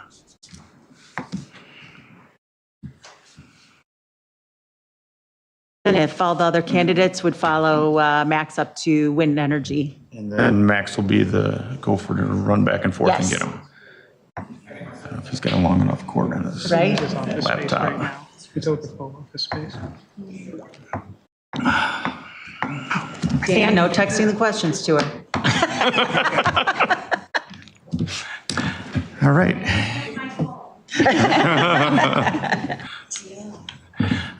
Okay, Carrie, we'll start with you. I don't know if we want to go around here with the questions we have or how we want to. Maybe like a run that. brief 1-minute introduction, and then just to kind of like get the nerves Take a out deep a little breath. bit. And, Relax. I'm Yeah. Carrie Aschenbach. I'm a Yep. Go ahead and let us know about you first. I'm a mechanical engineer. I worked at Fermilab for 8 years. I was in the utility department. So I think that makes me qualified to review and work on this task force. I managed the natural gas, but sat right with the electrical utility and manager and sat in on his supervisor reviews and things like that. So I can bring the engineering perspective. I can also bring the private. I also have had some experience in private industry. I work for a engineering consulting firm right now, and worked for an original equipment manufacturer before Fermilab. I've also been a Batavia resident for 9 years. Love living here and hope to give back. Okay. ones that are made out here. Okay. And then I don't even care if you just ask all the questions, just draw them like everybody's doing the same. Is that all right? You want me to just answer the questions? I can do that. That's worked for us. Works for me. Okay, we'll start it. We have basically some core interview questions for our resident applicants for this tonight. So first off is interest and motivation, is the heading. And why are you interested in serving on the IRP plan task force?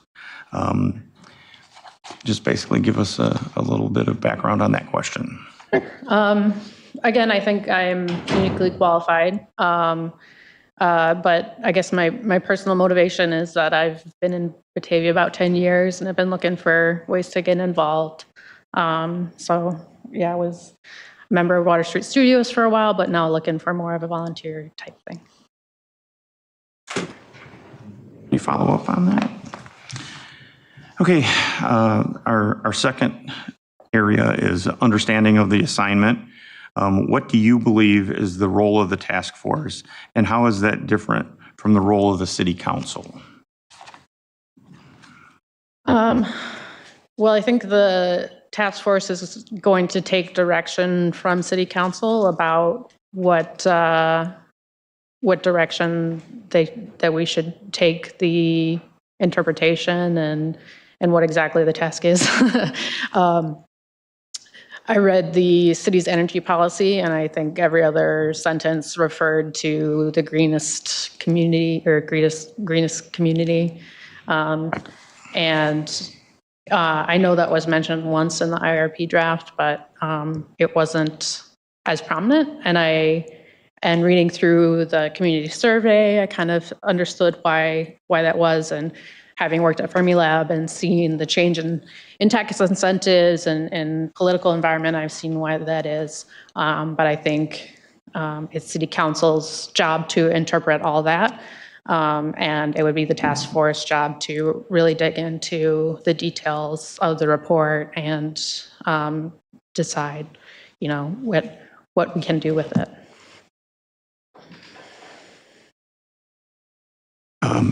And make sure I read these right.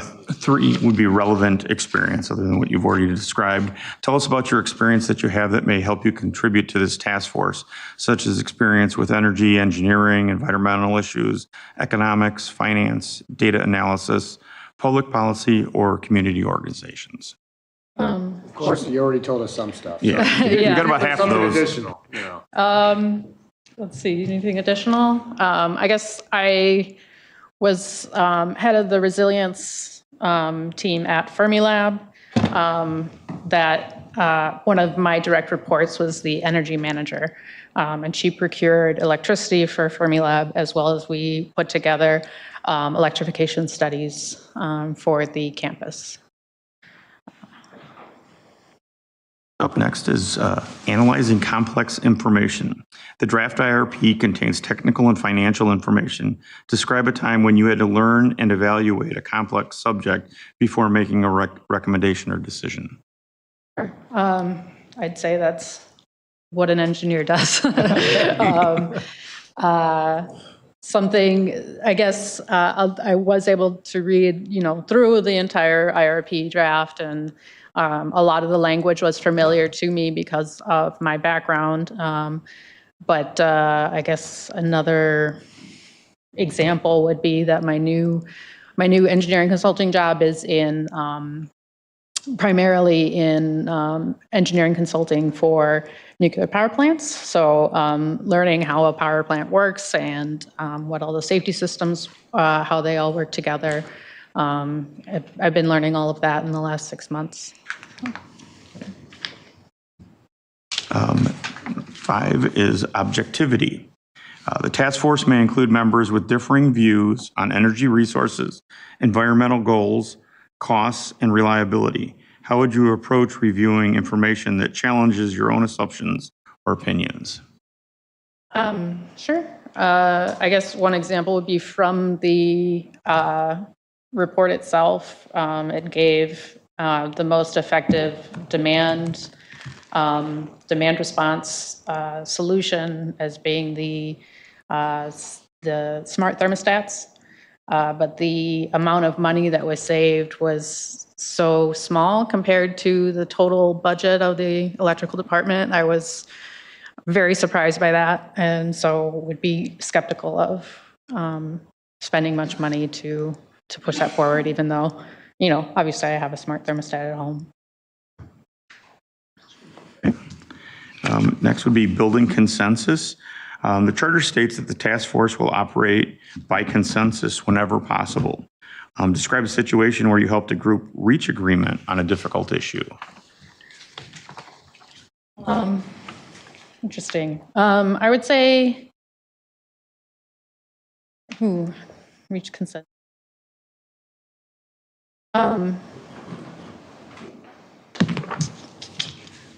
I think my mother's 70th birthday party, but I don't think that's what we're talking about. It counts. It doesn't have to be technical. Sometimes you've been able to get people to reach a consensus. Yeah. Right. The family ones are the hardest. I suppose when I had my kid in daycare, we were hiring a new teacher and working to get through the interviews and approve one that everybody agreed on.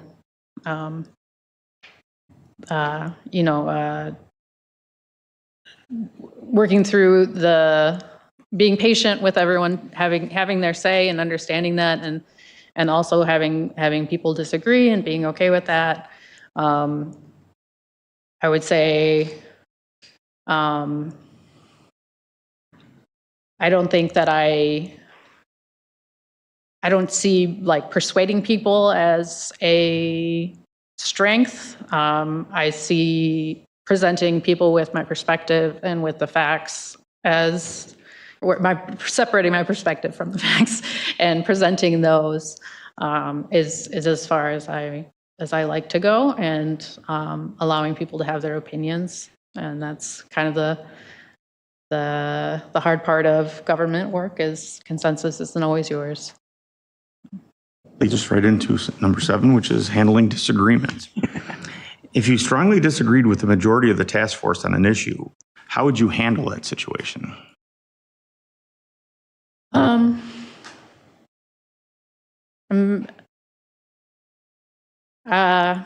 Again, the family peacekeeper, so I'm used to having, like, asking everyone to take a break and take time, and then again presenting with facts and then my perspective on top of it, and then allowing the consensus to be what it is.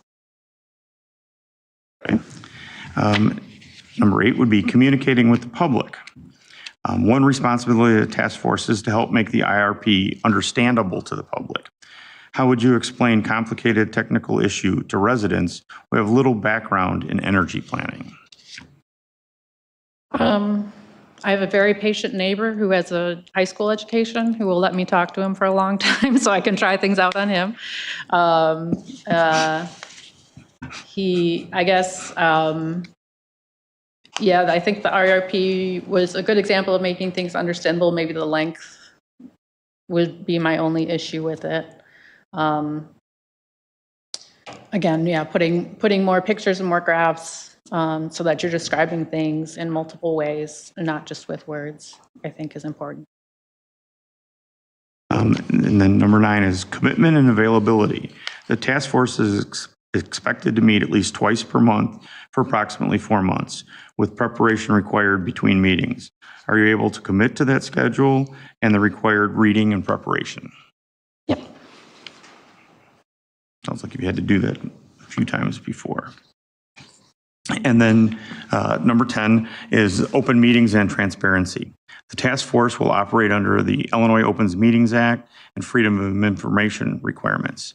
What does transparency and public service mean to you? Was that transparency in public service or transparency? Yes, in public service. I think having public meetings like you have, where anyone can come, whether or not they do, is very important. I think all the information that Batavia puts on their website is a huge part of transparency, and that Batavia leads in that as an example.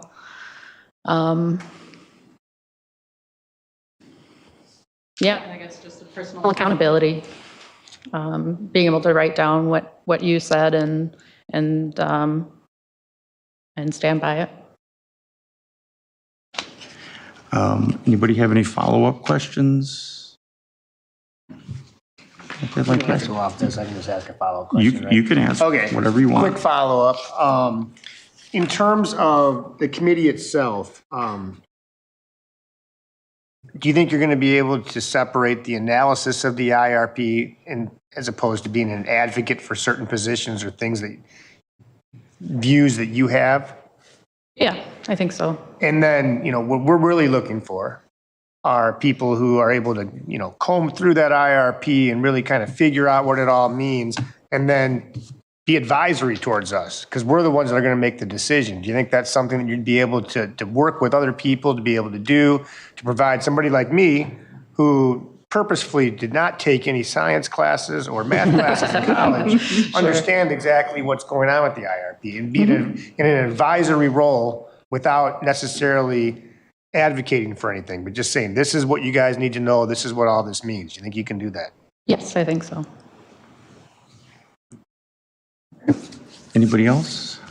I just want to say I appreciate that you've already read through our energy policy and you're already comparing it like in your mind to the IRP and like thinking through that. So, because I think to Alderperson Solfa's point, like we're looking for an IRP that aligns with our energy policy. And so having a task force that brings that forward to us. Lindsay? Yeah, I would just say, you don't feel that there's any, with your recent engineering consulting job, there's no conflict of interest in terms of one particular, solution that you guys tend to go with at that firm, and because you're more comfortable with that or whatever. And I don't know exactly what you do. No, but, it's like utilities and facilities for nuclear power plants. It's, nothing that'd be a conflict of interest. Great. Else? Thank you. And we're going to let them stay in the room for the next ones, or do we want them all to Do you go want me to back? grab the next person? Yes, if you, well, she needs a badge to get on. Yeah. Can you? Thank you, Wendy. Thank you. Wendy will help you get Yes. through there. Steve McKenna is next, and then Susan Russo will be after that.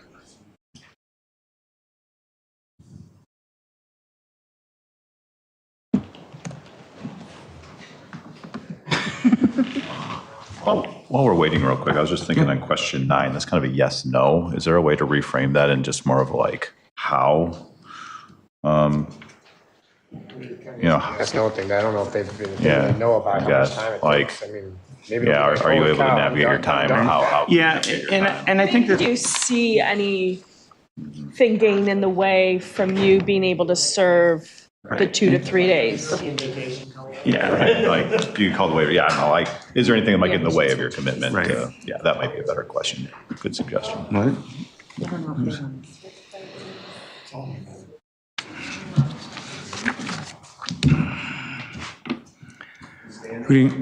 You can grab a chair if you need to.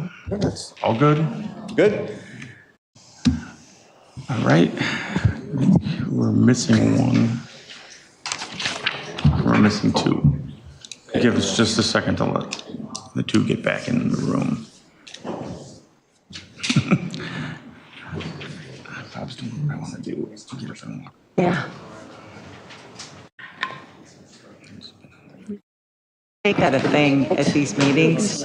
We're sitting here for hours and hours. We should like have 3-minute stretch time once per hour. We'll call it the wolf rule. Yeah, right? Yeah. Yeah. Calisthenics. Sit in the corner and just go, Yes. please don't be any more people.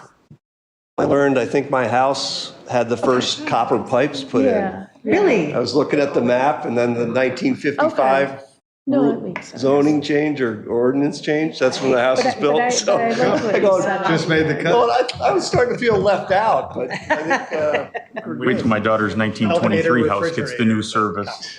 And hers getting new water main out of the backyard to the front yard. Because it's been in the backyard since 1923. It's been in the house 2 different places too. So it's going to be fun when they figure that. where it's going. Okay, just Alice.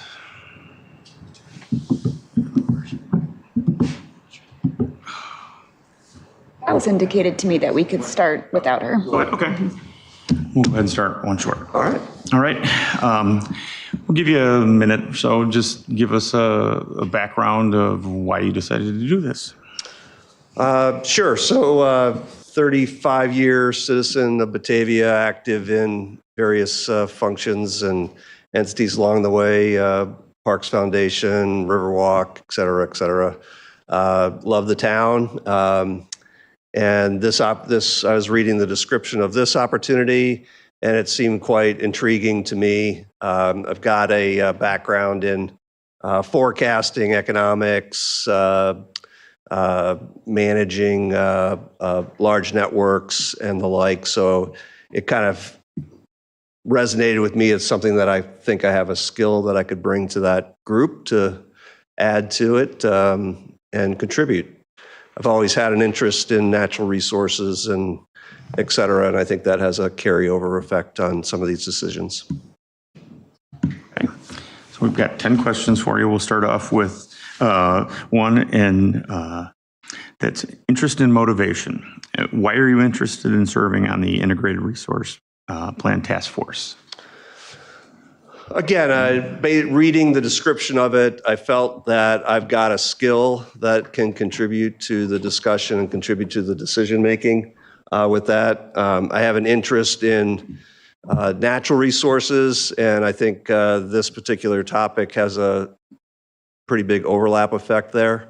And I'd like to be part of the opportunity to be part of the forward, far-reaching planning for the town. I think is pretty intriguing to me. Second is understanding the assignment. What do you believe is the role of the task force, and how is that different from the role of the city council? Yeah, the task force is an opportunity for interested people from the community and elements as described in the makeup of the group to come together and have open debates and discussions and learnings about the topic, provide some feedback, significant feedback to the council and the other elements of the city government. Obviously, the city council makes the decisions on behalf of the citizens, but the opportunity to participate in a group that can give some different perspectives and different insights to the city council on the matters, I think is an important element. Okay. Relevant experience. Tell us about any experience that you have that may help you contribute to this task force, such as experience with energy, engineering, environmental issues, economics, finance, data analysis, public policy, or community organizations. Sure, yeah. So again, professionally, I'm an economics person of data-driven marketing. So I've got that background to bring the math to the equation. Because I'm interested in the numbers of things, it usually helps me stay focused and logical on decision processing. In addition to that, I've got a number of community leadership experiences with the Batavia Parks Foundation, with the Riverwalk project that lasted 8 years, and Scouts, church, those types of things. So I've got a community-minded interest as part of me as well to contribute to the community, and that's important to me. I don't have a professional background in environmental issues. I have a strong personal interest in environmental issues, and whether it's participating in the outdoors or being interested in economic-related issues with the environment in the local community to make sure that we are building something that will be here for generations. So I think that those are probably the high points. Next is analyzing complex information. The draft IRP contains technical and financial information. Describe a time when you had to learn and evaluate a complex subject before making a recommendation or decision. Yeah, certainly in the business world, we're constantly evaluating capital projects from a return on investment for the business. Oftentimes in my current role, we are recruiting new businesses to align with my company. And oftentimes that requires us to help invest in them. So we have to understand their financials. We have to understand how we're going to get our money back from that investment and how we're going to help them succeed. So a variety of financial ROI, accounting, financial planning and analysis work across a variety of a lot of business opportunities. Okay. Objectivity. The task force may include members with differing views on energy resources, environmental goals, costs, and reliability. How would you approach reviewing information that challenges your own assumptions or opinions? Yeah, I think it's good to have passion and interest and formed opinions, but that's what you bring. You need to be part of the team, part of the community to help ultimately come up with a right result. So I am open, always open to ideas of others along the way, and I think that's just part of the process and part of the value of having a task force together that's diverse in ideas and open to debate around those things. Building consensus. The charter states that the task force will operate by consensus whenever possible. Describe a situation where you helped a group reach agreement on a difficult issue. Yeah, I just had one actually. In our industry, the moving and storage industry, we have a foundation that was established years ago, but we've evolved our organization now that we're part of the American Trucking Association world, and they didn't want to manage our foundation anymore. So with a board having to navigate, where we're going to go with that, being cognizant of the varied ideas, trying to limit showing my opinion too often, trying to navigate the facts through the process to ultimately come up with the right decision to move forward. And we made a decision and we've kicked off the transition process and it's going quite well. So if you're leading it and part of that inner group, you gotta balance your opinion and giving other people the time to voice their opinion in order to get to a consensus decision. Handling disagreement. If you strongly disagreed with a majority of the task force on an issue, how would you handle that situation? I am going to, be strong in my opinion, right? But at the end of the day, it is designed to drive a consensus, right? And maybe my passion on something will turn somebody's opinion a bit, and we compromise on that particular issue. I think it's important to, if you're passionate about it, to live it out, but to the point where you then need to recognize how do we move the project forward or how do we move the idea forward. Communicating with the public. One of the responsibilities of the task force is to help make the IRP understandable to the public. How would you explain complicated technical issue to residents who have little background in education or in energy planning? Sure, yeah, that's a challenge, right? Because it is a complex topic. I think you have to, once you understand and have worked through the problem and got the direction of the solution that you want, you then need to turn it into a educational piece, right? You need to speak to the people that you need to educate on. And so it isn't a completely technical document. You need to tie in the elements to how people live their lives and what they observe in the community. for that. Commitment and availability. The task force is expected to meet at least twice per month for approximately 4 months, with preparation required between meetings. Are you able to commit to the schedule and the required reading and preparation? Yeah, definitely the preparation. I do have a little bit of business travel, but I can, if I'm part of this task force, I'll make the time to meet the schedules. Last question. Open meetings and transparency. The task force will operate under the Illinois Open Meetings Act and Freedom of Information Act requirements. What does transparency and public service mean to you? It's the heart and soul. So you need to, you can't be getting in the corner with a few people that can make a decision and not be transparent. I've observed that in the Park District, how they operate with the Parks Foundation. And sometimes the rules seemed a little silly, but they were really important to make sure that the citizens had your trust. Does anybody have any follow-up questions? Just kind of wrote it down a little bit. You got it written down for me, yeah. So here's my main question I'm going to be asking everybody, so you're the second person now. And so, I mean, basically what we're looking at here is a situation where we need this task force to be able to analyze this IRP, tell us what it's all about, give us the information, without necessarily being an advocate for a certain position. You did mention that you have a strong personal interest in environmental issues.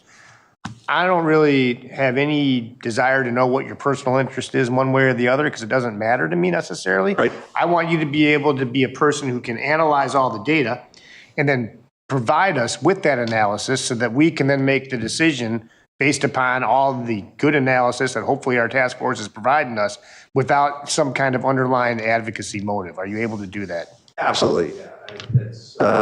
The environmental interests are more recreational and being part of the community and living in the community. So data analysis is what I do. So that I can easily separate that. And then also be able to explain it to people like me who does not have a math background or a science background or an engineering background, so that I can make an informed decision when it needs to be made. Yeah, correct.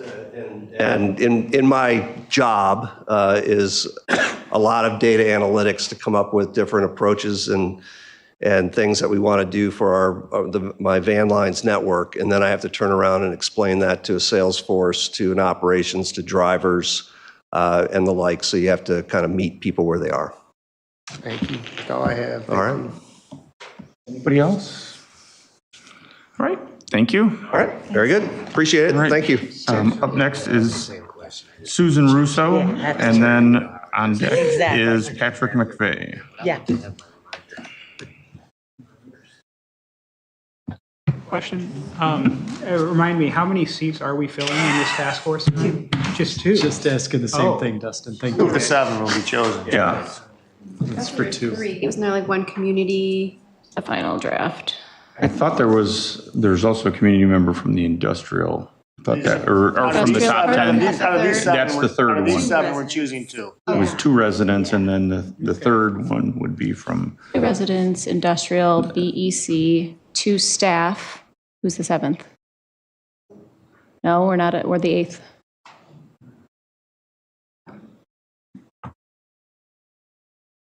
I'm more concerned with questions and answers. Definitely don't tell 3 if we're only doing 2. How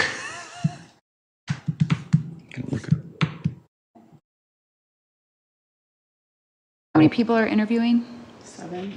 6. One individual 7 was sick and could not attend tonight. could not be here tonight. Jeremy Barrow. Said he understands if the process would not allow him to interview. He was not well enough even to be on Zoom.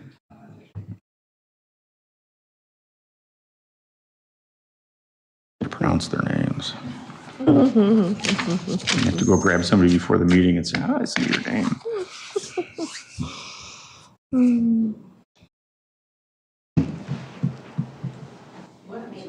Sure. Okay. You can But you stand. have the same problem. I can't see any of you. There. Yeah. That's a little better. Better? Yeah. Okay. To start off with, we've given everybody just a quick opportunity to give an expression of why you want to be on the Okay. task force. I have primarily two reasons. One being related to the statute that requires Batavia as a municipal utility to conduct an IRP. The statute is very readable. It is not full of legalese, but it also has very specific requirements in order to have a comprehensive IRP. And so my first reason for joining the task force would be to allow for the task force to take a look at that statute, look at the requirements, look at the draft IRP, look at, whatever subsequent draft IRP is presented, and to be able to better inform City Council as to the statute's requirements, how that IRP currently is drafted to meet those requirements, and then and what gaps, how could the IRP meet those requirements in a better way? So that's one thing that motivated me to apply.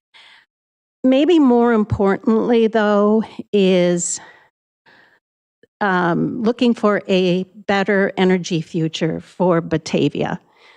When I got involved in my energy advocacy, so many people would mention Prairie State Power Plant and bemoan the fact that Batavia had made the decision to get its energy for 50 years from Prairie State. And I always would try to turn the conversation away from what had been done to what could be done in the future. And I believe I've mentioned this to you as a council and many of you individually too. I very much don't want to dwell on the past. I want to look to the future. And I see this IRP as a mechanism for achieving that brighter future for Batavia in its energy. Now, yes, we do have a contract that cannot be broken. We do, for the foreseeable future, get most of our power from Prairie State. But through policies that encourage energy efficiency for buildings, policies that encourage electrification, policies that encourage a reduction in demand, opens the door, maybe not wide open, but it opens the door to those opportunities where we can have cleaner energy. And I see this IRP as a blueprint, albeit a first step, not a complete plan, not a complete itinerary of how to get there, but it's a first step in allowing Batavia to see some real, tangible opportunities to provide the city and its residents with a clean energy future. So that's my primary reason. Second would be understanding the assignment. What do you believe is the role of the task force, and how is that different from the role of the city council? Oh, that's easy. Task force is going to be doing its work to study the IRP, analyze it,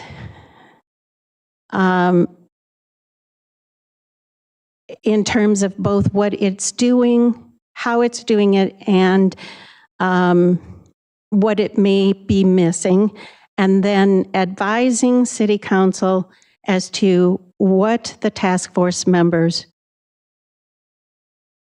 believe could be, should be done to change the trajectory of that IRP.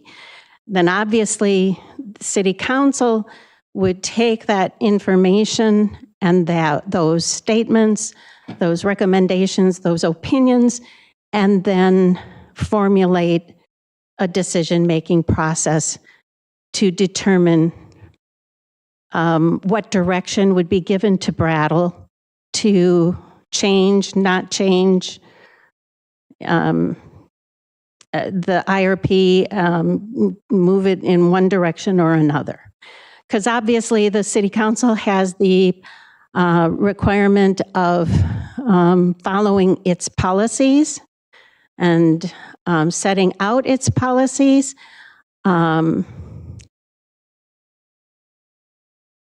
But any decision it makes about what kind of direction Brattle should take this IRP in should be consistent with those policies. It's obviously your decision to make, but I think, as with anything, it doesn't hurt to hear the opinions and recommendations and suggestions of people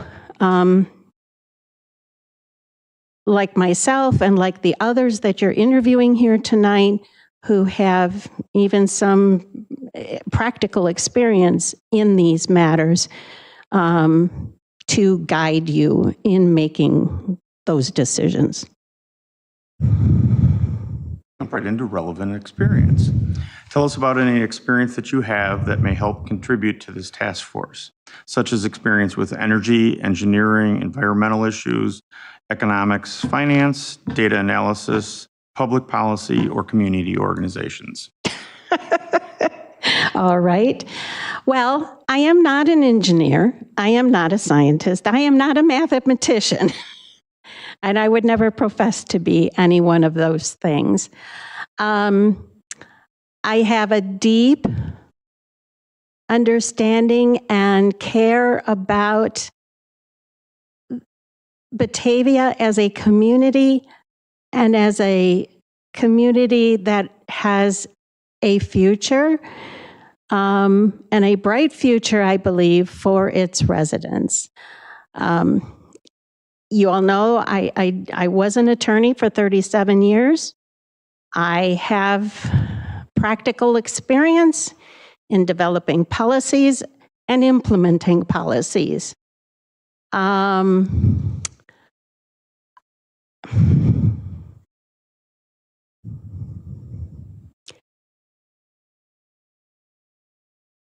I've had experience being on a board. I was the president of the library board during the construction of the building on Batavia Avenue. I have also had experience as an attorney advising boards. So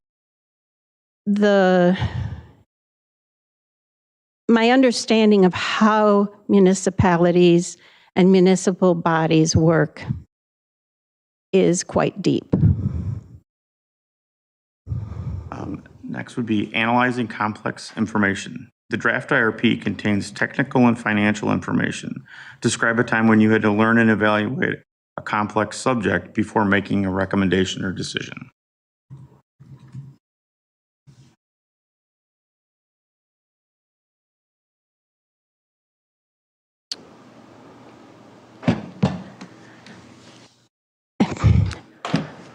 I mean,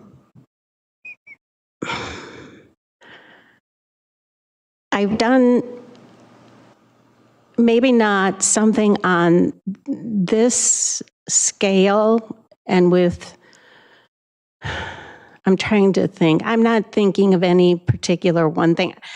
Maybe during the construction of the library building, you know, we had to go through all kinds of engineering studies, both analyzing the old high school building, analyzing, you know, the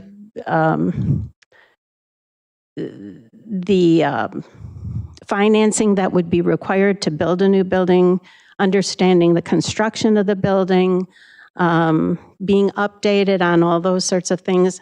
So it's something that would be probably the closest thing to this type of project. I mean, I can tell you, I mean, I advised multiple clients on pretty complicated issues. But I would say probably the library building is the closest to this one. Next is objectivity. The task force may include members with differing views on energy resources, environmental goals, costs, and reliability. How would you approach reviewing information that challenges your own assumptions or opinions? Again, my experience as an attorney has always been to listen and weigh and debate and consider every person's opinion and position in the decision-making process. I don't see that as being any different here. There will be differences of opinion, I'm sure, but I think it's incumbent on any one of the persons on the task force, including staff members, including, you know, the other representatives, either from the business world or the BEC, to listen with open ears to everything that's going to be presented. And I don't see I don't see myself as having that problem because I have done that repeatedly in multiple, you know, situations in dealing with clients and opponents or adversaries of clients, negotiating contracts, things like that. I would be open to, you know, other ideas and, you know, hearing the pros and cons and making the best decision that would be required for the city of Batavia in this context. Next would be building consensus. The charter states that the task force will operate by consensus whenever possible. Describe a situation where you helped a group reach agreement on a difficult issue.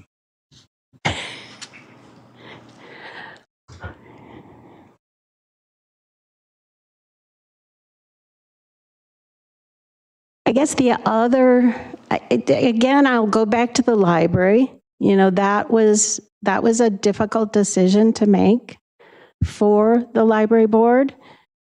There were a lot of difficult decisions, especially as it related to the old high school building. And we would work to reach a consensus there. I think the other experience that I had, and I did mention it in my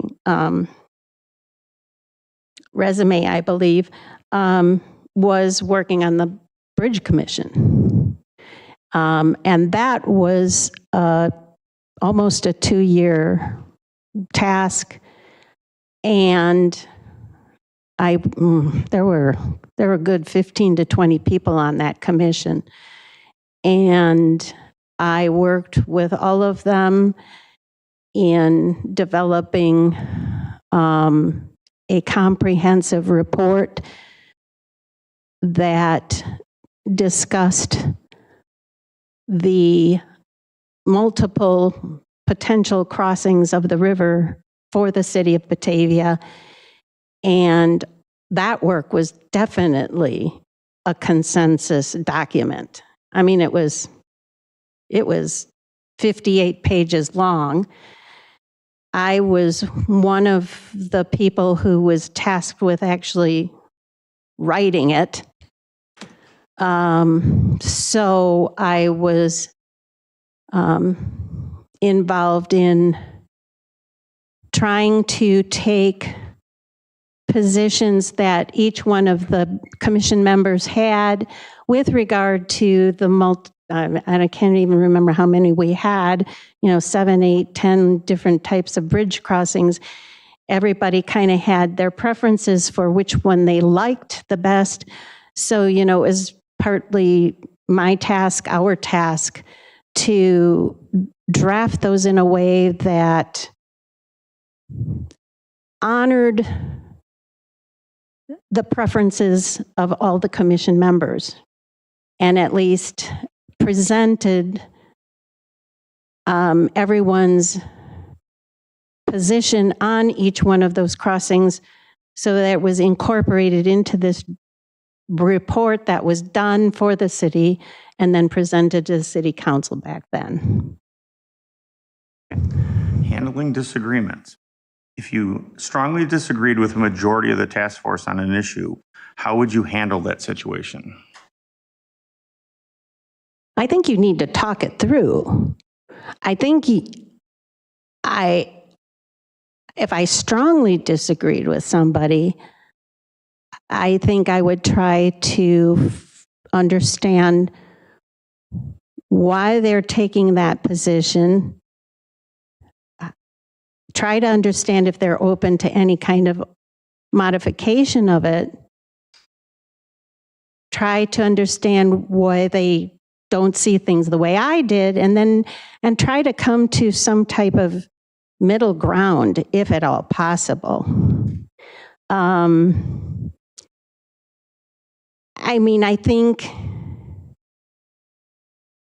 I think that's always the first effort you need to give in this situation. Absolutely, the first effort that you need to give is to try to find out as much information about what the differences are between the two positions, and then try to reconcile them or compromise them in some way or fashion. On the other hand, I think it depends. I think it's also incumbent on any one of us on a task force like this, is that if it's a position that if it's enough of an important position that you need to not change, then I think then you need to come to some kind of an understanding of that maybe the commission or the task force as a whole is going to go one direction, and you're not going to necessarily go along with it. But as with any kind of a board in this situation, it's important that a majority of people, once a decision is made by the group as a whole, even if it's a position that you don't agree with, you're part of that body and you must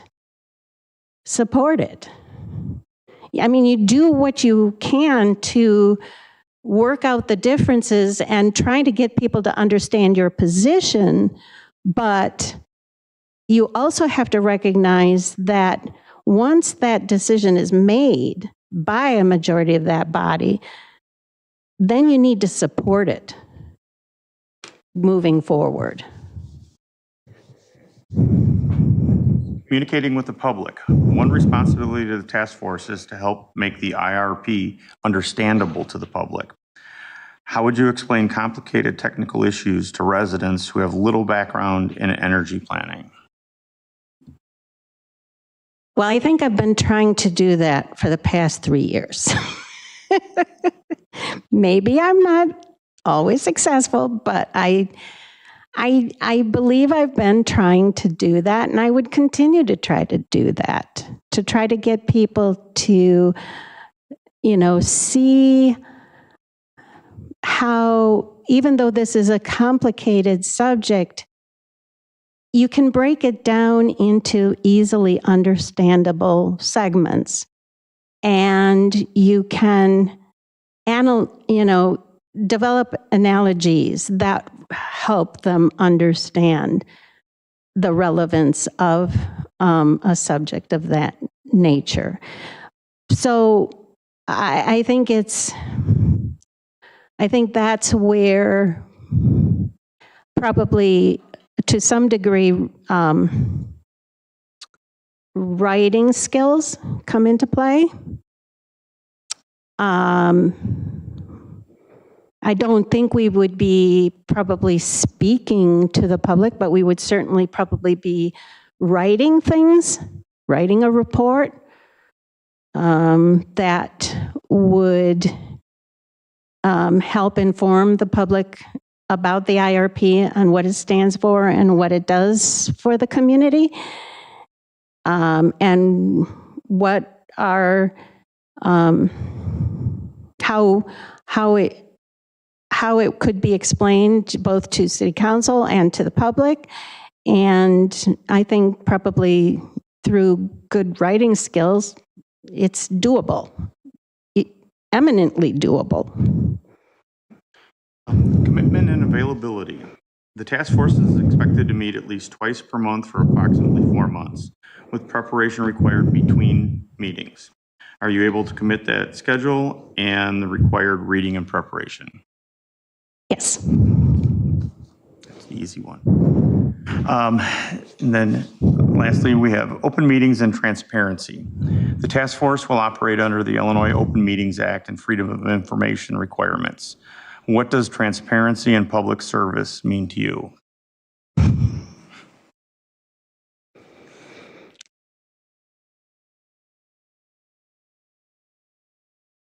Transparency is the opportunity for public discourse allows for decisions to be made in the best interests of the public.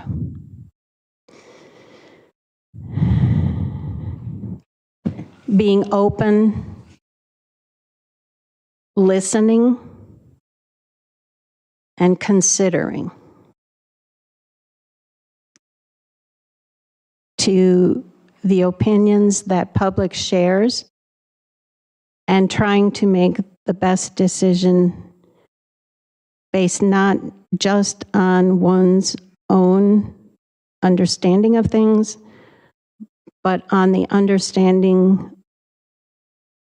of many differing residents and making a decision in the best interest of the community as a whole, not for personal reasons.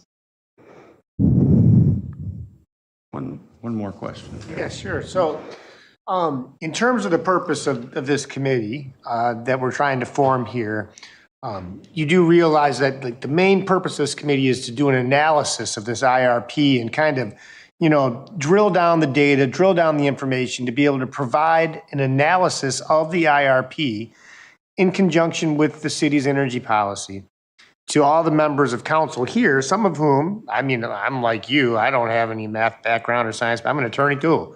So I need this information provided to me, a good analysis of this information so that I can then make a decision that I feel is appropriate for the city, as every member here wants to be able to do.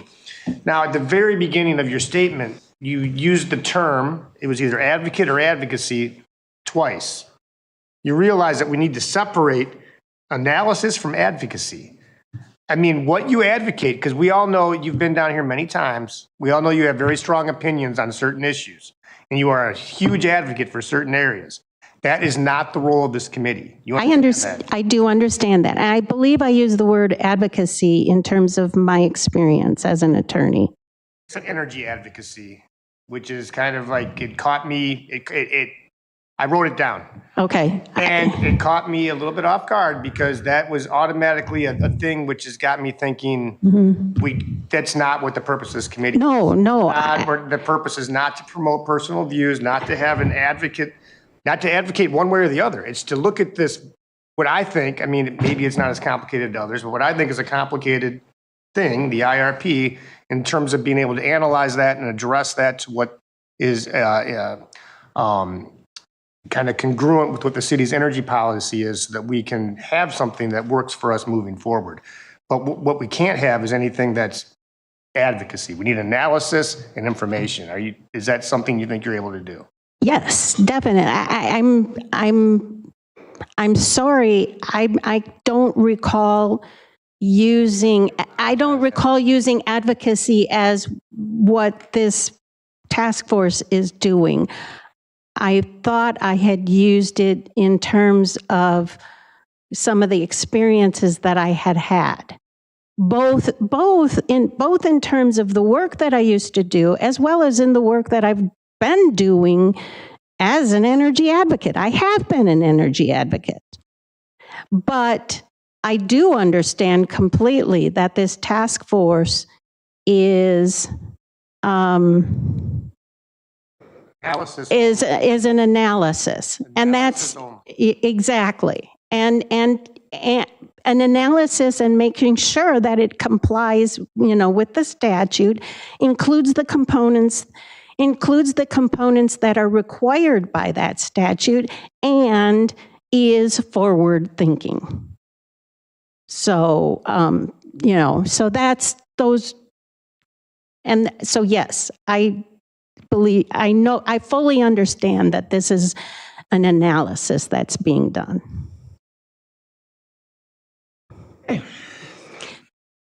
May I just,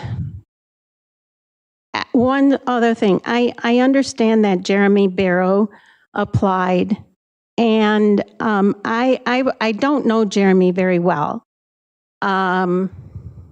He's an engineer with 20 years experience. He's got a young family, fairly new to Batavia. I've met him a few times. He let me know that he couldn't be here tonight because he was sick, because I had encouraged him to apply. I believe he would be an outstanding candidate. He has, like I said, 20 years of experience. I would hate for you not to consider his application just because he couldn't be here. He's got a bad cold, and he said he's coughing so much he can't even talk. So for whatever it's worth, you're going to do what you need to do, but I do think he has the technical experience that I definitely don't have. So, okay? So much. All right, thank you. Next is Patrick McVeigh, and then on deck will be Aiden Walker. Patrick first. Correct. Yeah, Aiden after Patrick. And just to confirm, it is 3 members we're selecting. Yes, it is. Yeah. Oh, it is? Yeah. Three. Yeah, Okay. that's what I was going to say. I was And looking somebody up, had time to find it. yeah, the charter. Okay. Where could they have found time in the last? Can't have city council members leaving though. Come on.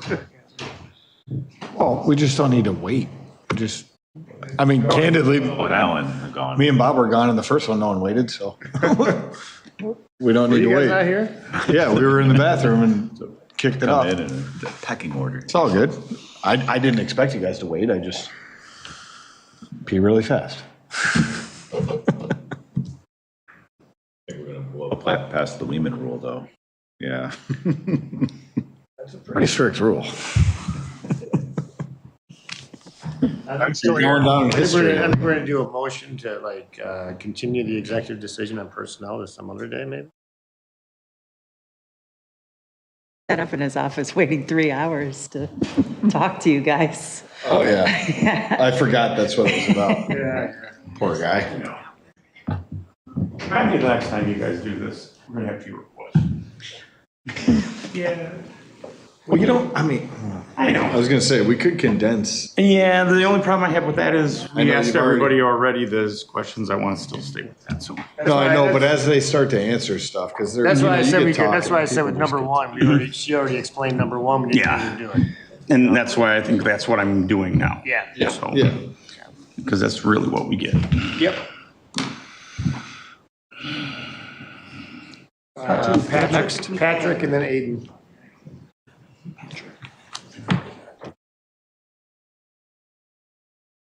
Evening. Welcome, Patrick. Could you move the microphone over to? He's over on the side, just so we want to make sure that this gets recorded. Okay. Thank you. All right, so to start with, we want to ask you about your interest and motivation and why you're interested on serving on the IRP task force. Well, as an engineer, this is really an engineering challenge, and I find it invigorating to be able to work on a area of engineering that I've neglected during my engineering career because I was a biomedical engineer. But it still fits into the category of engineering.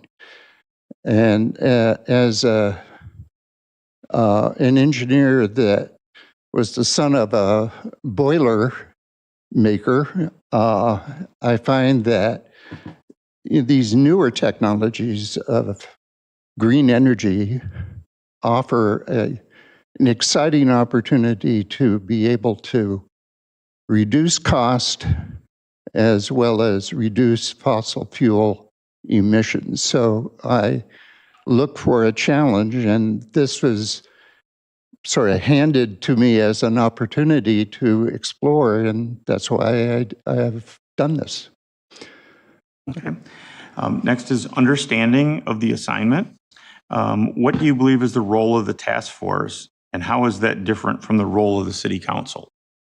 Well, I think in a task force, you can offer your opinion that based on the evidence that you have accumulated in your life, as well as new evidence as it comes along, and be able to explain that to other people who may not have the same vocabulary you do in terms of the expertise that's required. That's one of the major reasons why I like this challenge, because it gives me an opportunity to explain to others what the advantages and the disadvantages of new technology is. And so here is a role that I can really play into making use of my strengths. Right along those lines, relevant experience. Tell us about any experience that you have had that may help you contribute to this task force, such as experience with energy, engineering, environmental issues, economics, finance, data analysis, public policy, or community organizations. Well, there's a lot there. Excuse me, I have allergies, not a cold or anything, so I'm not going to be contaminating you. I think the major thing that I've found in my life is that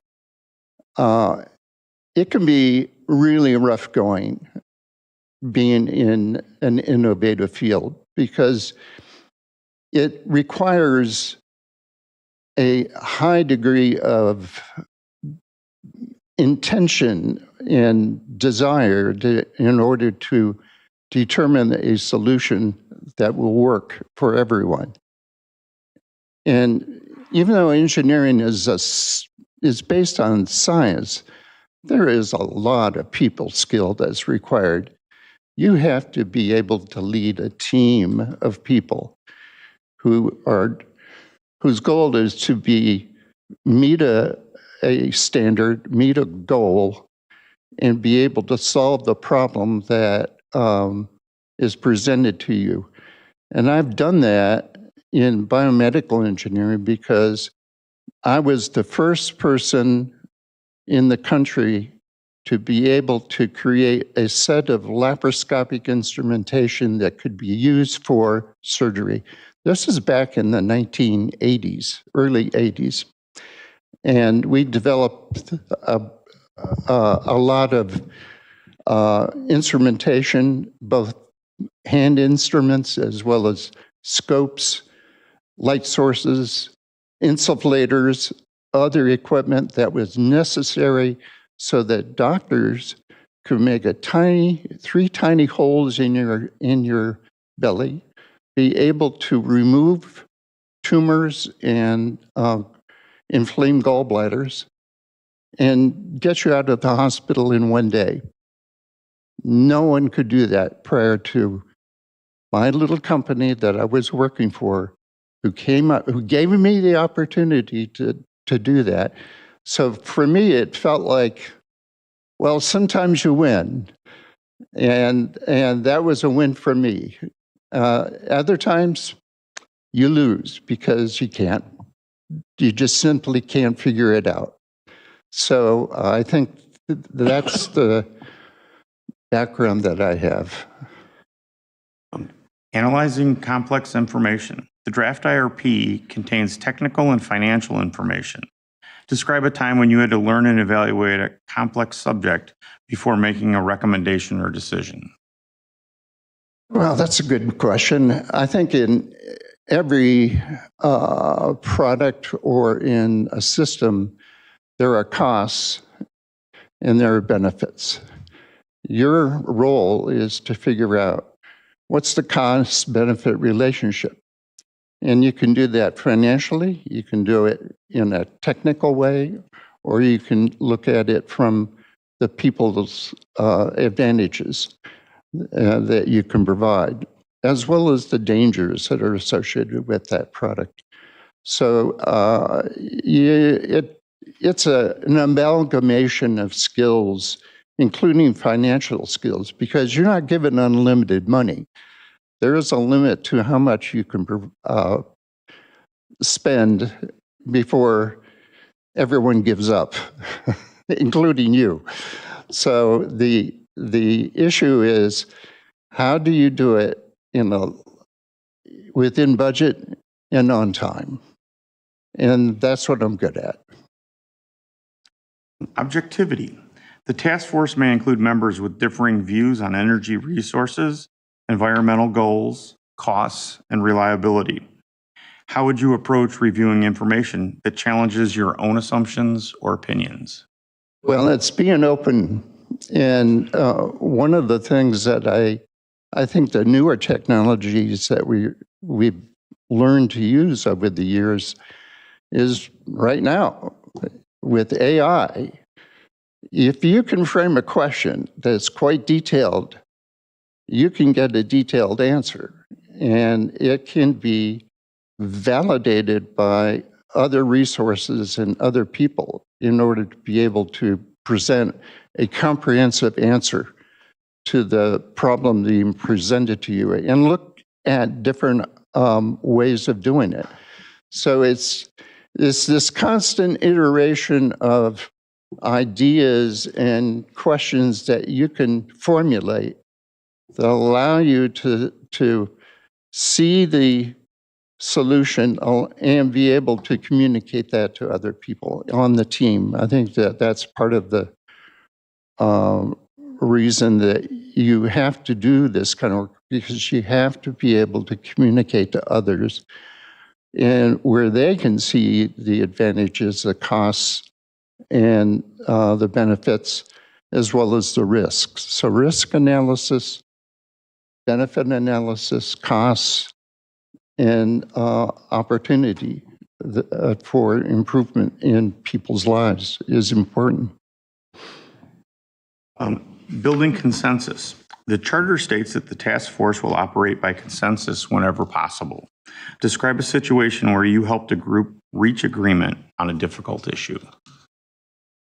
Difficult issues. That's something I'm trying to recall here. If there's been a situation where it was really difficult to convince others that I was on the track, but it was hard to do. So it usually revolved around something that we thought would work, but it didn't. So failure is often the result, but you learn from failure, and that's the important part. If you can learn to accept the failure that you've encountered and be able to reconstitute the team and keep it going with an alternative opportunity or some other thing, that's a way of learning, and I've done that. It's like part of the process. As you proceed in new product development or in a grant writing opportunity, you don't always win. Most of the time, you won't, but you learn, and that's important. Right into handling disagreements. If you strongly disagreed with the majority of the task force on an issue, how would you handle that situation? Sometimes they're right.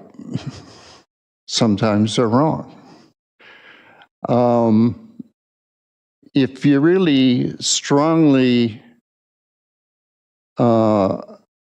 oriented to your solution, the answer could be you're either wrong or you may be right, but can you be certain about that? So I think at the end of the day, you have to accept majority, or I would say most people probably are pretty good at analyzing things. It's just how you look at the elephant, really. Are you looking at it from your viewpoint only, or are you accepting what their viewpoints are as well? So that's my answer. Communicating with the public. One responsibility of the task force is to help make the IRP understandable to the public. How would you explain a complicated technical issue to residents who have little background in energy planning? Well, that's one of my skills. I'm able to communicate difficult concepts to other people because I explained it in a way like an analogy. When you're dealing with complicated solutions, you have to be able to bring it to them in a way that they can understand. It's like explaining the Le Mans Endurance Challenge. It's 24 hours of racing around a triangular track with hairpin turns and fast straightaways. So how does that compare to making the IRP?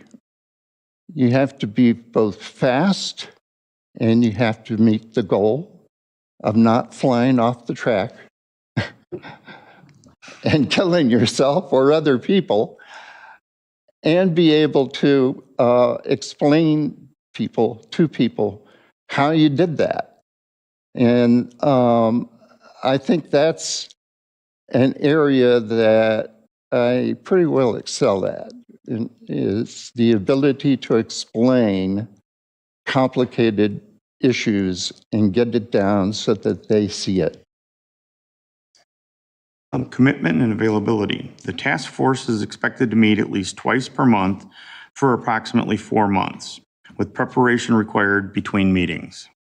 Are you able to commit to this schedule and the required reading and preparation? Yes, because I'm retired. Okay. And then lastly is open meetings and transparency. The task force will operate under the Illinois Open Meetings Act and Freedom of Information requirements. What does transparency and public service mean to you? I think transparency is important. Transparency is important because without it, people can be suspicious and feel that you're not telling them everything that they should know. So if there is a rule against certain disclosures, you still have to follow that rule, but you have to be able to explain to some degree, as much as you can, without giving away the trade secrets, so to speak. But if you can, I try for transparency. So. One additional question. So I've been asking this question of everybody, and in terms of this IRP, you understand that what we're looking for is to have this task force do an analysis of the IRP, kind of dig deep into what it is, how it applies to the city energy policy, and then provide all the council members with an analysis of that data. Right, yes. Objectively, so that we can then make a decision, hopefully. For instance, you're an engineer, I'm not an engineer. So I don't have that experience, but I need to be able to understand the IRP and how it applies to the city policy. But I need to be able to have that information provided to me without necessarily any advocacy of one position or the other. Everybody has opinions on things. Everybody wants certain things or might advocate for certain positions. You understand that's not the role of this task force. The role of this task force is to kind of work together, dig deep, and give all the council members an analysis of what we're looking at here. Yes, I believe that's the role. It's to provide a list, so to speak, of potential solutions that each have their cost benefits and each have their risks and each have their costs. So presenting that to the public is an important requirement. And presenting it to us so that we can then make a decision on what we need to do. yes, you represent the public. So I think that presenting to you what's the issues, you make the decision. We are there to provide the information and analysis as best we can. Thank you. Thank you. I just want to thank you for those liposcopic tools. They work very well on 2 appendix surgeries, so. I'm glad you recovered. It wasn't me. Or other people who were able to recover, and they did it in a very quick period of time, didn't they? They had 2 surgeries, had it twice, within a month of each other. Wow. Okay. So thank you. You're welcome. Next would be Aiden Walker, and then Ian Johnstone is last. And yes, I've had laparoscopic surgery. We got the interview. I once threw a Smoking the Bandit. Appendix was before. I said, we got a long ways to go and a short time to get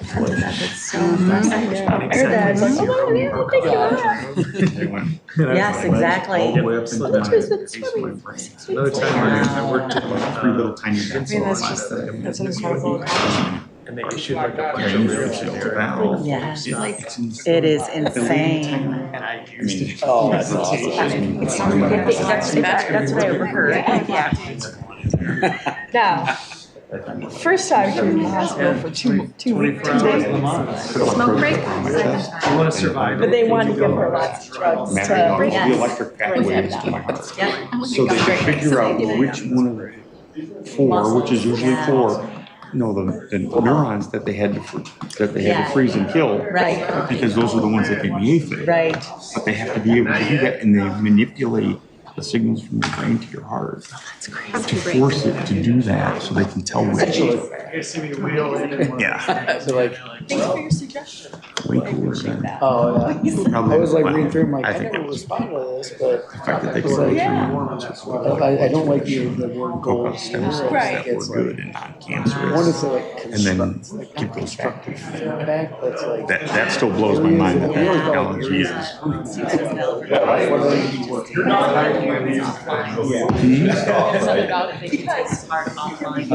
Not a chase, because I didn't let go.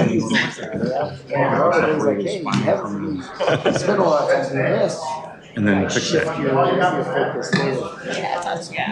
But It's all in the word. Does anyone have any gum or mints? You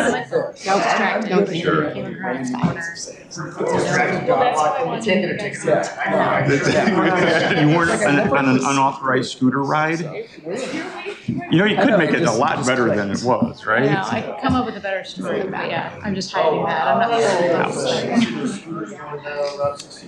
Yeah, the whole like gang of them that and they make the turn on to 31. I'm like, the bus. That's so sick. I love them.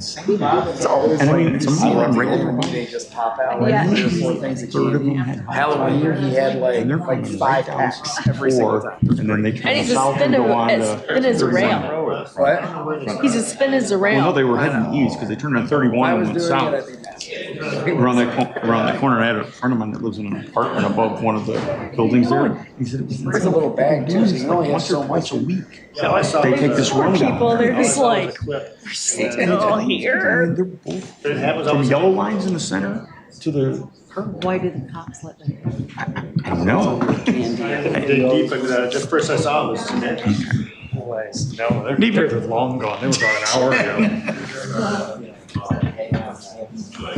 I didn't introduce myself, or? Yeah, I was just about to say, Aiden, I'm going to give you a couple of questions here. We'll start off with what your interest and motivation was and why you're interested in serving on the IRP task force. Yeah, I sort of touched on it a little bit in my application materials, but I'm really interested, having come from an experience of working with disenfranchised communities and in some policy spheres, of making sure that policy is legible and accessible for everyone and making sure that voices are heard and recognized throughout the process. I think that the task force and the way that it was sort of outlined is focused on making sure that individuals have the opportunity to have their to engage with the IRP in a meaningful sense. And I think I have the skills necessary related to like public scholarship and making sure that I can communicate the ideas that are being outlined in this draft IRP to the public to make sure that they have the opportunity for public comment and making sure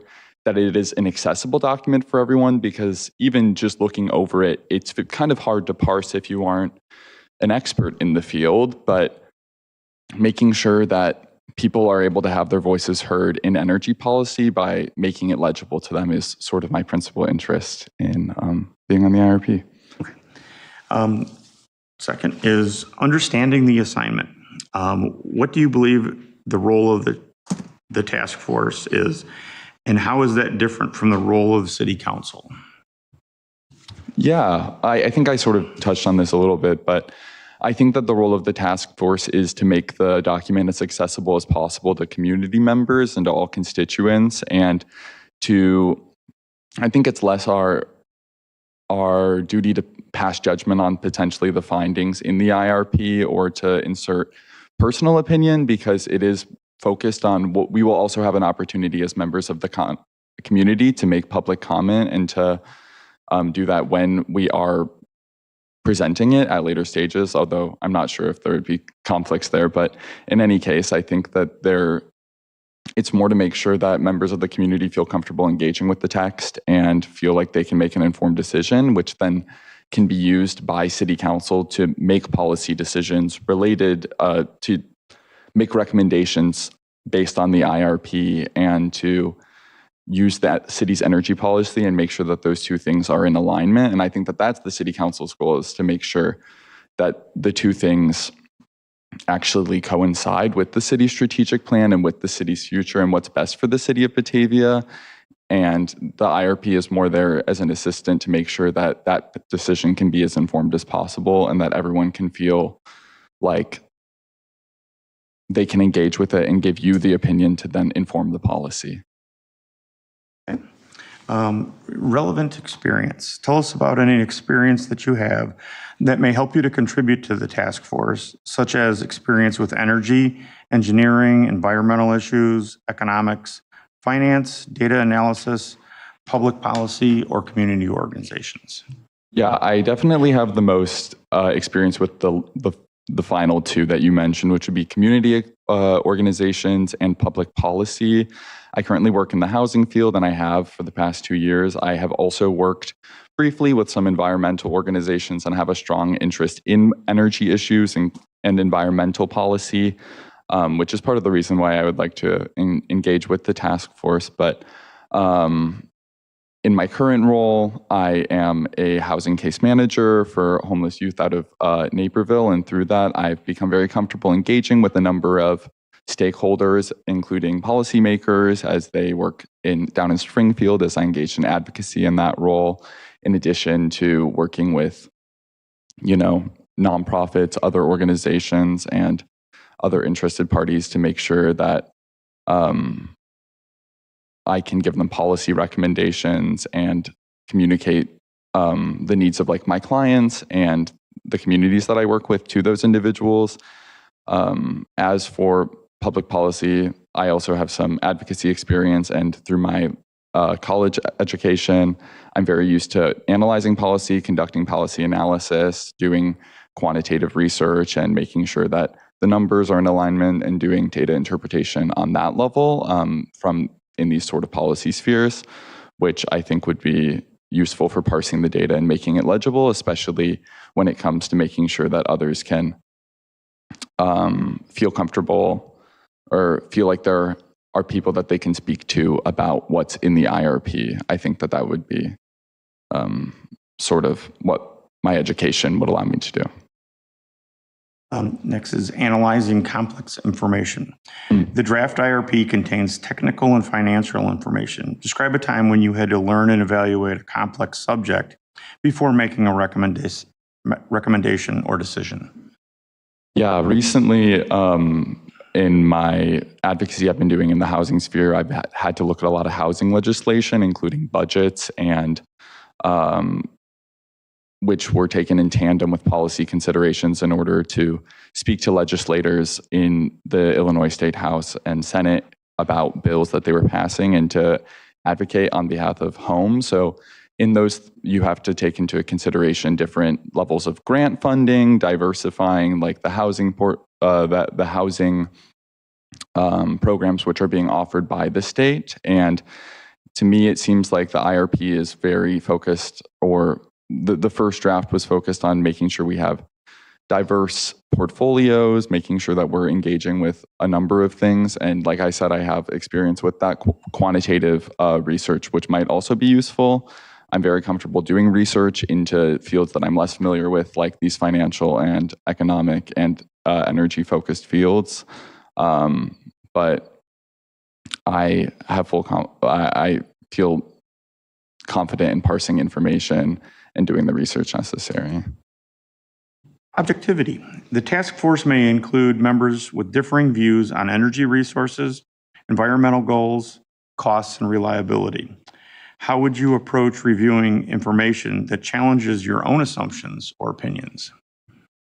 Yeah, like I briefly touched on earlier, I do think that the IRP is, or the IRP task force is much more focused on just communicating the information already in the IRP as opposed to inserting our own information into it. And I think that I would feel very comfortable trying to create summaries of the information as opposed to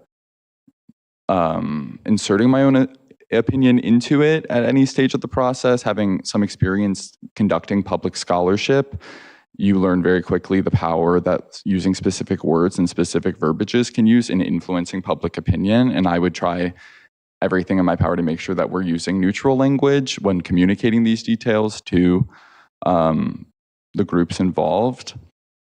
I think that I can acknowledge that the recommendation may not be in line with what I would personally like for the city, but it may also be what's best for the city and for the people here. And I think separating that is something that I'm willing and comfortable to do to engage with the task force. Building consensus. The charter states that the task force will operate by consensus whenever possible. Describe a situation where you helped a group reach agreement on a difficult issue.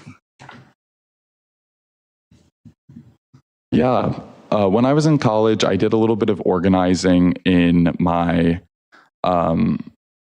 dining hall because of the fact that there were some unfair labor conditions there. And a lot of the constituents, a lot of the individuals working there had very different ideas about what the future should be or what our demand should be of our organization. But I very much engage with the structure that I think that the best way to approach an issue and to develop consensus is to actually sound out all of the options and make sure that everyone is comfortable at least with the decision being made, and making sure that I think that compromise is often it can be a failure to make a decision and people take it to be consensus when in reality it's not always considering all the options and you're giving up one thing in favor of something else. So in that role, it was really working to make sure that everyone's needs were met and that everyone's voices were adequately heard, and not just reaching consensus for the sake of reaching consensus and for the sake of simplicity.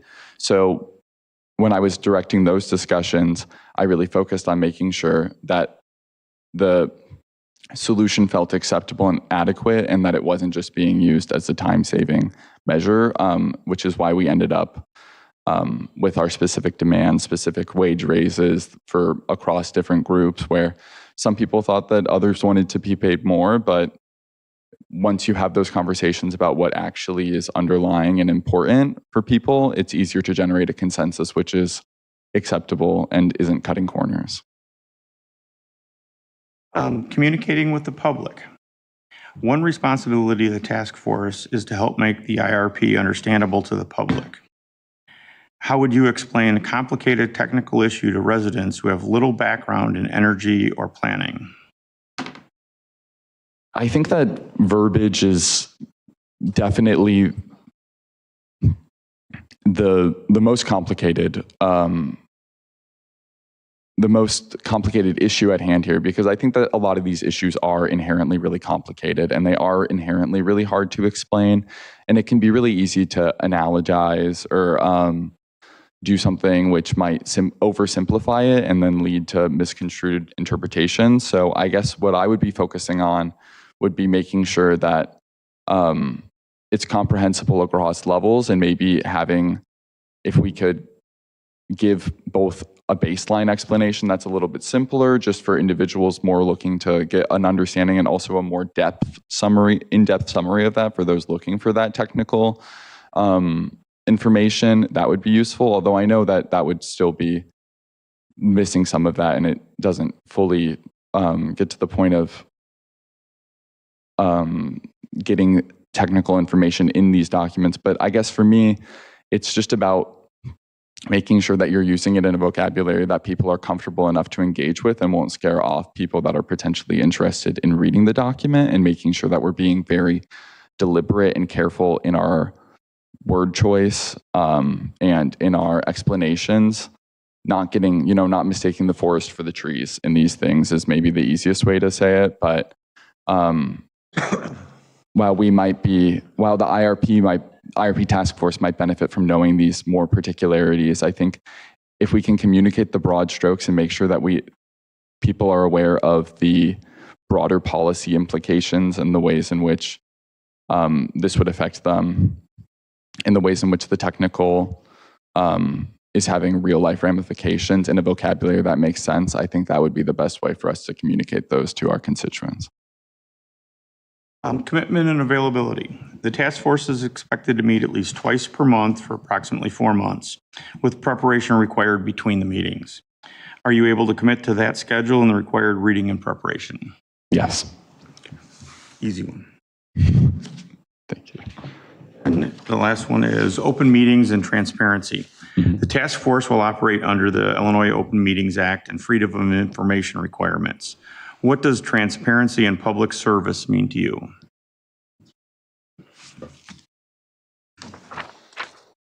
I think that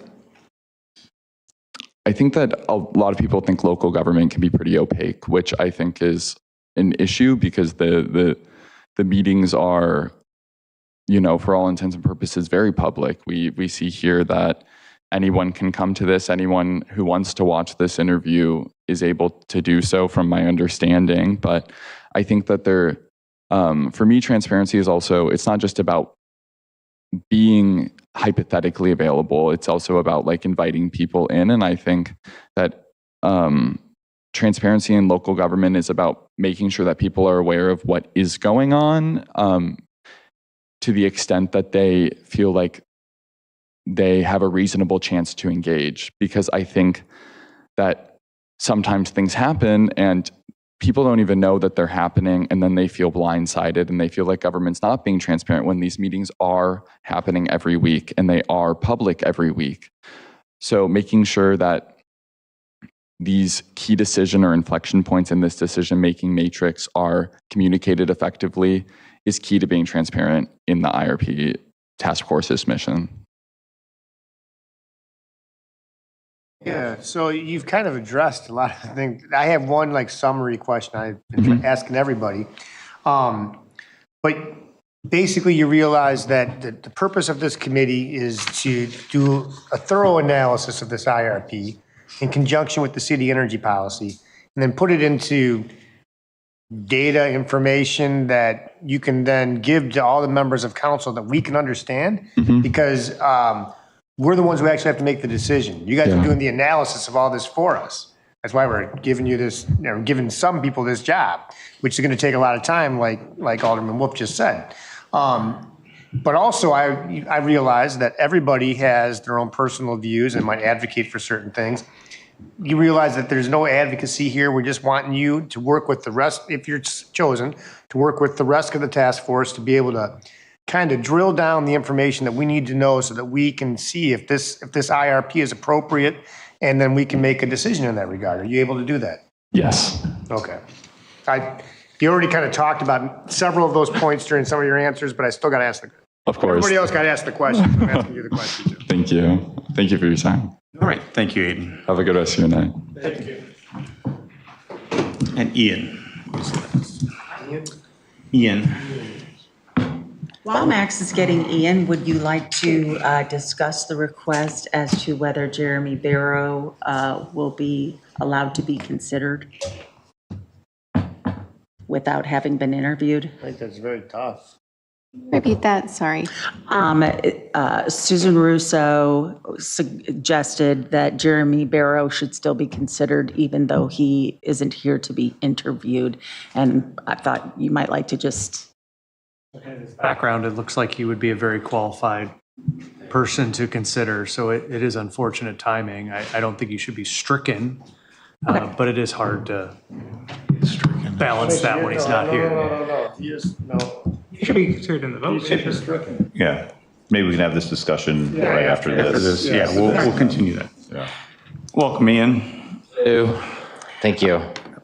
We're going to start off with the core question of interest and motivation. Why are you interested in serving on the IRP task force?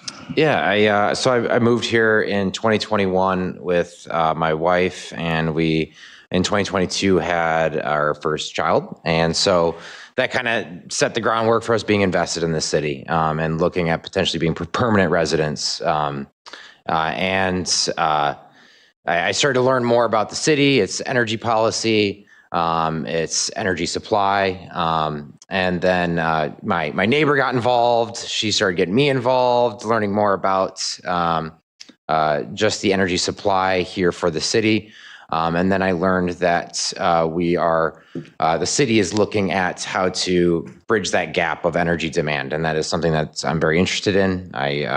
I'm passionate about, and I realize it's something that I could have a say in here in my city, and hopefully help the council and its elected officials and the elected officials of the city to make an informed decision by, giving them a review, analysis, reports of the findings, and that seemed like a pretty good gig. So. Understanding of the assignment, what do you believe is the role of the task force, and how is that different from the role of the city council? That's a good question. Okay, so role of the task force versus the role of the council. So the role of the council, you guys have your constituents, you represent different wards, we have energy policy, we have various, I'm sure, initiatives for energy goals. I'm sure there's energy milestones that need to get hit or you're looking to hit, whether it's economic, sustainability, whatever it might be. And the task force is tasked with taking, I believe, this report that was done by Brattle and trying to give it in a good review and summary format that allows you all to make a better or more informed decision for the city's constituents, your constituents, that are going to hit those energy goals that I mentioned.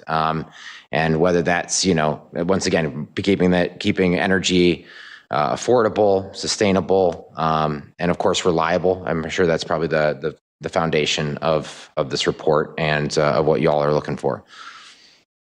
Okay. Relevant experience. Tell us about any experience you have that may help you to contribute to the task force, such as experience with energy, engineering, environmental issues, economics, finance, data analysis, public policy, or community organizations. Yeah, so my education background is environmental and sustainability focused. I have an undergraduate degree in wildlife management. So that's not really towards energy. My master's is in sustainable management, which touches a little bit on energy, but mainly it's my current career. My current job is for DuPage County. I work for the facilities management department, and I'm a capital projects energy analyst there.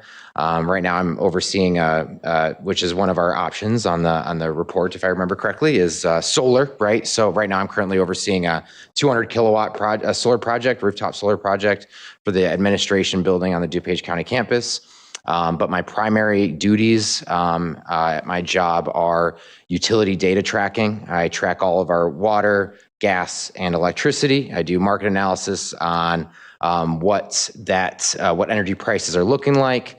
I use that to make our budget. I budget about $4 million worth of utilities every year for the county. I look at any capital project that we do, whether it's stormwater pumps, HVAC pumps, solar, LED retrofits, you name it, and how that's going to impact our utility usage and our utility budgets. And then I look at fuel mixes. I do look at how the PJM grid, what its fuel mix looks like, and how that affects or not affects, but how that correlates with our usage and our own greenhouse gas emissions for the county. Those are kind of the primary tasks that I have for data analysis, energy research, budgeting, finance. I believe those are some of the main ones you mentioned just now. In my master's program, I did do a study on Fortune 500 utility companies, and I looked at their ESG and ESG reports on how they were greening, so to speak, their own fuel mixes, and if they were staying on track with their goals and claims. So that was one of an academic project that I worked on relating to fuel mixes. Analyzing complex information. The draft IRP contains technical and financial information. Describe a time when you had to learn and evaluate a complex subject before making a recommendation or decision. And this is going to be kind of I guess adjacent, but this is just because it just happened and it's been on my mind. I spent the last couple of weeks doing salt data analysis for our grounds department. They're trying to reduce salt usage on our campus because of its impact on wetlands and things like that. And I didn't really know where to start. They gave me what their tonnage of salt was, and I kind of just went from there. I took temperature data that was recorded by the National Weather Service. I took freezing degree days, precipitation inches, and I compiled that into one massive spreadsheet and tried to break it down to snow events on how much salt was being used versus snow events.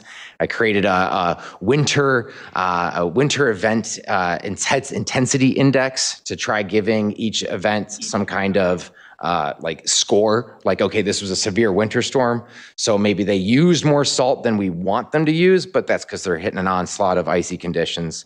So that was something recently that I was just kind of learning on the fly in the dark, and then I came out on the other end with a bunch of numbers. I had tons per inch of precipitation, tons per freezing degree day, a tons per point of weather severity index. And I was able to present that to the grounds department, and now they are budgeting their salt alternatives based around that as well for climate normals for the upcoming season on how many tons they can expect to purchase of road salt, how many tons of eco salt, how many tons of brine solution, beet solution, sand even, for depending on temperature, extreme cold temperature days. Sorry, that was just the most recent complex thing that is just on my mind because that was just this last week.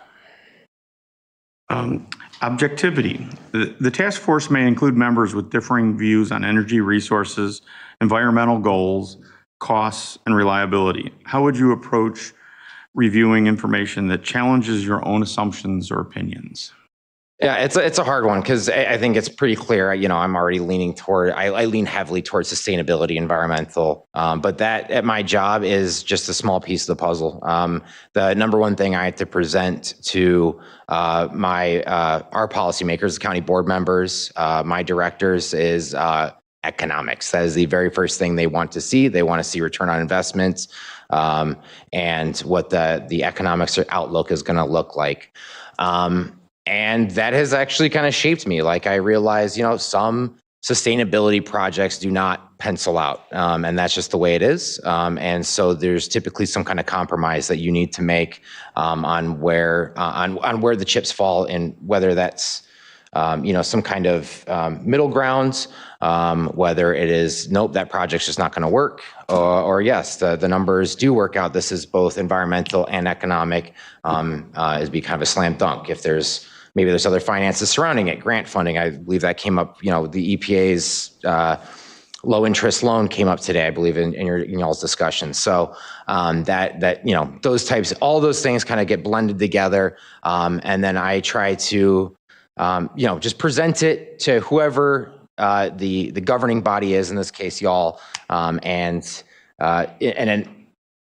just a simple format, right? Like you guys probably just want to see, obviously this can be a big complex problem that's going to take, I'm assuming we're going to, we would be talking to each other many times, but at some kind of simplified thing so that we can, I'm sure I'm just talking way too much now at this point, but just simplified numbers, return on investments, and what are the greenhouse gas emission cuts? What are the greenhouse gas emissions that are going to be if we go with, a peaker plant versus a solar plant? What are what are the operational costs? All these types of things just get blended, and I try to present it in some kind of simple way, if that makes sense. Kind of rambled there, I apologize. Building consensus. The charter states that the task force will operate by consensus whenever possible. Describe a situation where you helped a group reach agreement on a difficult issue.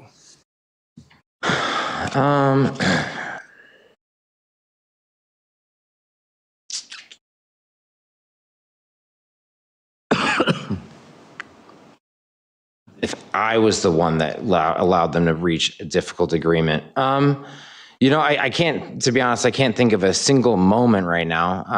But me and my team at work, at least, and at previous jobs, there's plenty of disagreements. And it's usually just discussion that we can all come to, finding some kind of middle ground. Everyone's got a perspective, and almost everyone is right in that perspective. And it's just trying to find middle ground on those perspectives. But I don't have a single moment where I'm like, yes, that was the key to get us coming together there. Just discussion, talking like adults. Handling disagreements. If you were strongly disagreed with the majority of the task force on an issue, how would you handle that situation? It would be to express my opinion and my perspective in a meaningful way that to try to explain why I believe to be right in that scenario. And I would trust that the people that I'm disagreeing with would also do the same for me. They would explain their opinion, their disagreement. If I highly doubt I would ever think they were, completely out of their minds kind of idea, but I'm sure if they presented in a way that made sense, for the city or for whatever topic we're talking about, then I would come around. Maybe sure I might be a little angry at night trying to go to sleep, like I don't think they're right. But I'm sure I don't see myself ever being like, thinking somebody's out of their mind or something. Especially if there's multiple, then it sounds like I'd be the one out of my mind. So, communicating with the public. One responsibility of the task force is to help make the IRP understandable to the public. How would you explain a complicated technical issue to residents who have little background in energy planning?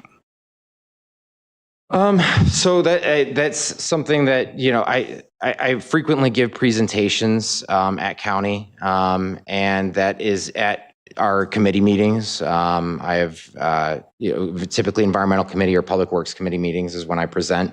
And my director, who's retired now, he retired last year, but he used to always tell me, Reader's Digest, like that's what we want. And it's just a simplified, tables, graphs that are not, we don't need standard deviations, t-tests to get a point across. It's typically just, how many years will this project pay for itself? How many years will this project not pay for itself? What are you can just break it down pretty easily in some kind of simplified format. And I guess I don't have a specific way besides making it easy. So Reader's Digest, that's what has stuck with me ever since he's retired. I was also a fourth grade teacher for a couple of years down in Arizona. So I'm also pretty good at teaching subjects into a manner.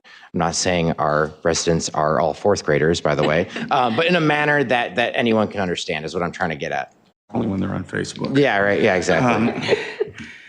Commitment and availability. The task force is expected to meet at least twice per month for approximately 4 months, with preparation required between meetings.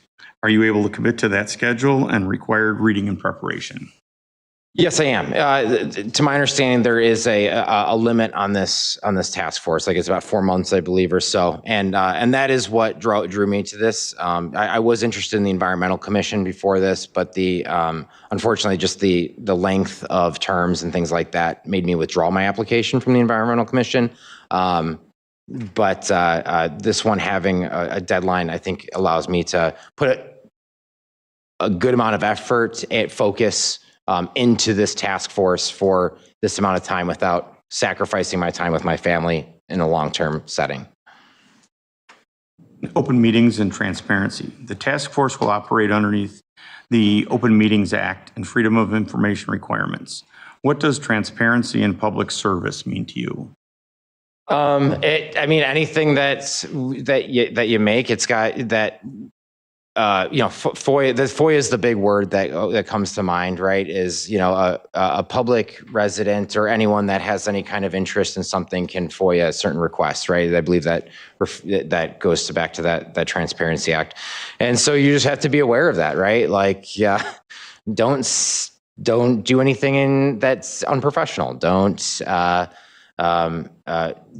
that could harm yourself or your team or somebody that's representing you. Don't put that in any formats or keep it to yourself. I don't know. A big one that we've been working on too is accessibility, because I believe, I don't know the exact act, but I believe there's some accessibility federal act that just passed recently, and we had to convert all of our PDFs and things like this to an accessible format if it's public facing. So you just have to keep everyone in mind. Keep yourself in mind, keep the people that might be reading your email in mind, or looking at the map that you drew in mind. So making sure, one, that somebody that you don't know could read it, but two, that everyone can read it, if that makes sense. So you want back to your Reader's Digest too. So I feel like I'm going back and forth here, but just making sure that it's accessible and not damning, if that makes sense. We have one question that we've asked everybody additional. Kind of one summary question I've been asking everybody. Now, in terms of the purpose of this task force, what we really want is we want some analysis done by whatever group, whatever members are appointed to the task force to be able to kind of drill down and, like you just said, do a Reader's Digest to explain to people like me who doesn't have an engineering degree or math background what all the aspects of the IRP are, an analysis of those aspects, how they would fit into the city energy policy. In doing so, we would need this to just be a straight analysis, however. I mean, you mentioned sustainability, you mentioned that you lean heavily towards sustainability. My daughter is actually 1 year away from having her sustainability degree, so I understand that particular background. However, there's a difference between analysis versus advocacy.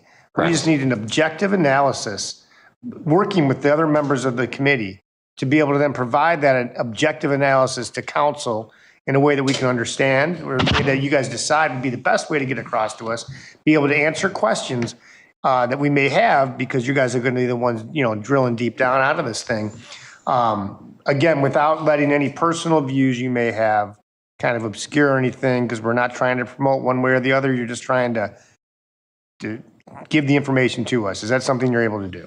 Yes, and it's something that I've done. I've tried, I've looked, I mean, plenty of sustainability projects that have happened at county, for example, that, they sound like an awesome project, but then you get to the paper and it's just, I look at it and I go, this isn't going to fly, but, you still present it the way it is. And sometimes that's just the way life is, right? Luckily, you guys do have this energy policy that's going to be, I think, a fantastic template and foundation to base these analyses off of. Thank you so much for your time. I appreciate it. Thank you. Thank you, Ian. So at this time, we go into executive session to discuss the selection. Prior to that, did you want to come to a resolution regarding Jeremy Barrow's application? Yes, I believe that should be the same way it is if people are coming down to try to fill an open spot on City Council, Environmental Commission, anything else. I mean, if they're not here, it's unfortunate. Things happen. There'll be other opportunities for Jeremy to be able to contribute to the city on various other commissions. I mean, there's several openings all the time. The mayor always says it. So in that regard, I think that to be fair to the other people who were here and who were able to be assessed, have all the questions asked, that unfortunately he should be excluded from this particular vote. That's the precedent. I'm totally okay with that as well. Consensus? All right, if we're ready to go into executive session, what I would recommend maybe is that we change places with the candidates. And that, because I'm not sure that that room is going to be conducive to it, so we'll just head up to, yeah. Appleton now. Oh, we can go to Appleton now? Yeah, they're in Appleton right now. I can bring them back. We can head there. That sounds good. Okay. Is the plan like we have with other applicants? We do our vote quiet and then we announce that we're not going to discuss. Max has it set up as a survey. That's right, great. 39.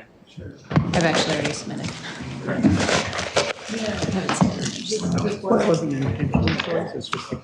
No, I know.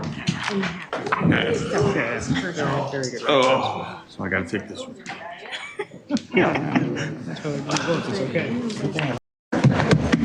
Wear layers. Oh, thank you. I normally do layers. All right, we're going home. Have a good night out, everybody. Thanks for being here. Records reflect that we are back in regular session, and we will need to do a roll call for regular session. Barraza, Lancy. Here. Beck. Here. Malay. Malone. Here. Solfa. Here. Wolf. Here. Barron. Here. Lehman. Here. Roman. Here. Pieper. Here. Fehrenbach. Here. Anderson. Here. White. Here. Before I announce the members of the task force, I want to thank everybody for coming down, staying all night here to get through this so that we could get to this point. Really appreciate that. Don't go anywhere. Stick around. If you're not part of this, be part of something else. That's my statement. The three that were chosen were Carrie Aschenbach, Patrick McVeigh, and Ian Johnstone are the three that are going on the IRP. Thank you for your willingness to step forward and do this for us, because it is something that we need help with. And anytime we do a task force, a commission, anything, that's us trying to make sure that we make the best decision for the city. And after listening to everybody talk tonight, I know that's what every one of you was here for. And like the mayor always says, there's always open positions Yep. on other committees. So, you know, the three who didn't get on this committee, there's open positions other places. All right. Thanks for the process. Yep, thank you. Okay, we do have a little bit more business to go through. We've made our decision, we've made our announcement. We are now on to project status. 3 minutes. Yeah, I don't need 3 minutes. Actually, I just want to let you know that with regard to the chimney over there, the permit has been issued. The contractor has been hired. They'll be dropping off the equipment on Friday, and scaffolding will start to go up on Monday for that project. Also, this Saturday, the Streets Division and Engineering are going to be at the Farmers Market. We received delivery of the safety barricades. We're going to get comfortable with those, not use them at this weekend's Farmers Market, but maybe next weekend's, the following weekend's Farmers Market. Works and Engineering were there last weekend. Yes, we were. Last weekend. It's HR this week. Oh, it's HR this week. That's right. I'm sorry. I knew that. Couple of events that police participated in last Thursday. They did their Cones with a Cop. That was a huge hit with our kids and families in Batavia. And then also Officer Webb and Comfort Dog River visited Mutual Ground that day too. They provide shelter and service to victims of domestic and sexual violence. And it's really a valuable resource and partner for our police department, but just another one of those ways that, you know, River is bringing comfort and joy every place she goes. So we're so happy to have that resource. And that's all I have for project status. Great. Anybody have any other business? And now we need to go into another executive session for personnel. But we can shut, there's not going to be any decisions coming out of this executive session. So James, you're free. Is he awake back there? No, he's got a pillow and. He's got better attendance than most. I like to think that was a good endurance session for our candidates as well. Yeah. They stuck it out. They consider they're going to have. Yeah. It's an endurance test. Yeah. We need to remember when we need to have like maybe the special town meeting to do the interview stuff if we have to do any more of those while I'm here. Because it does, no matter what happens, something else changes during the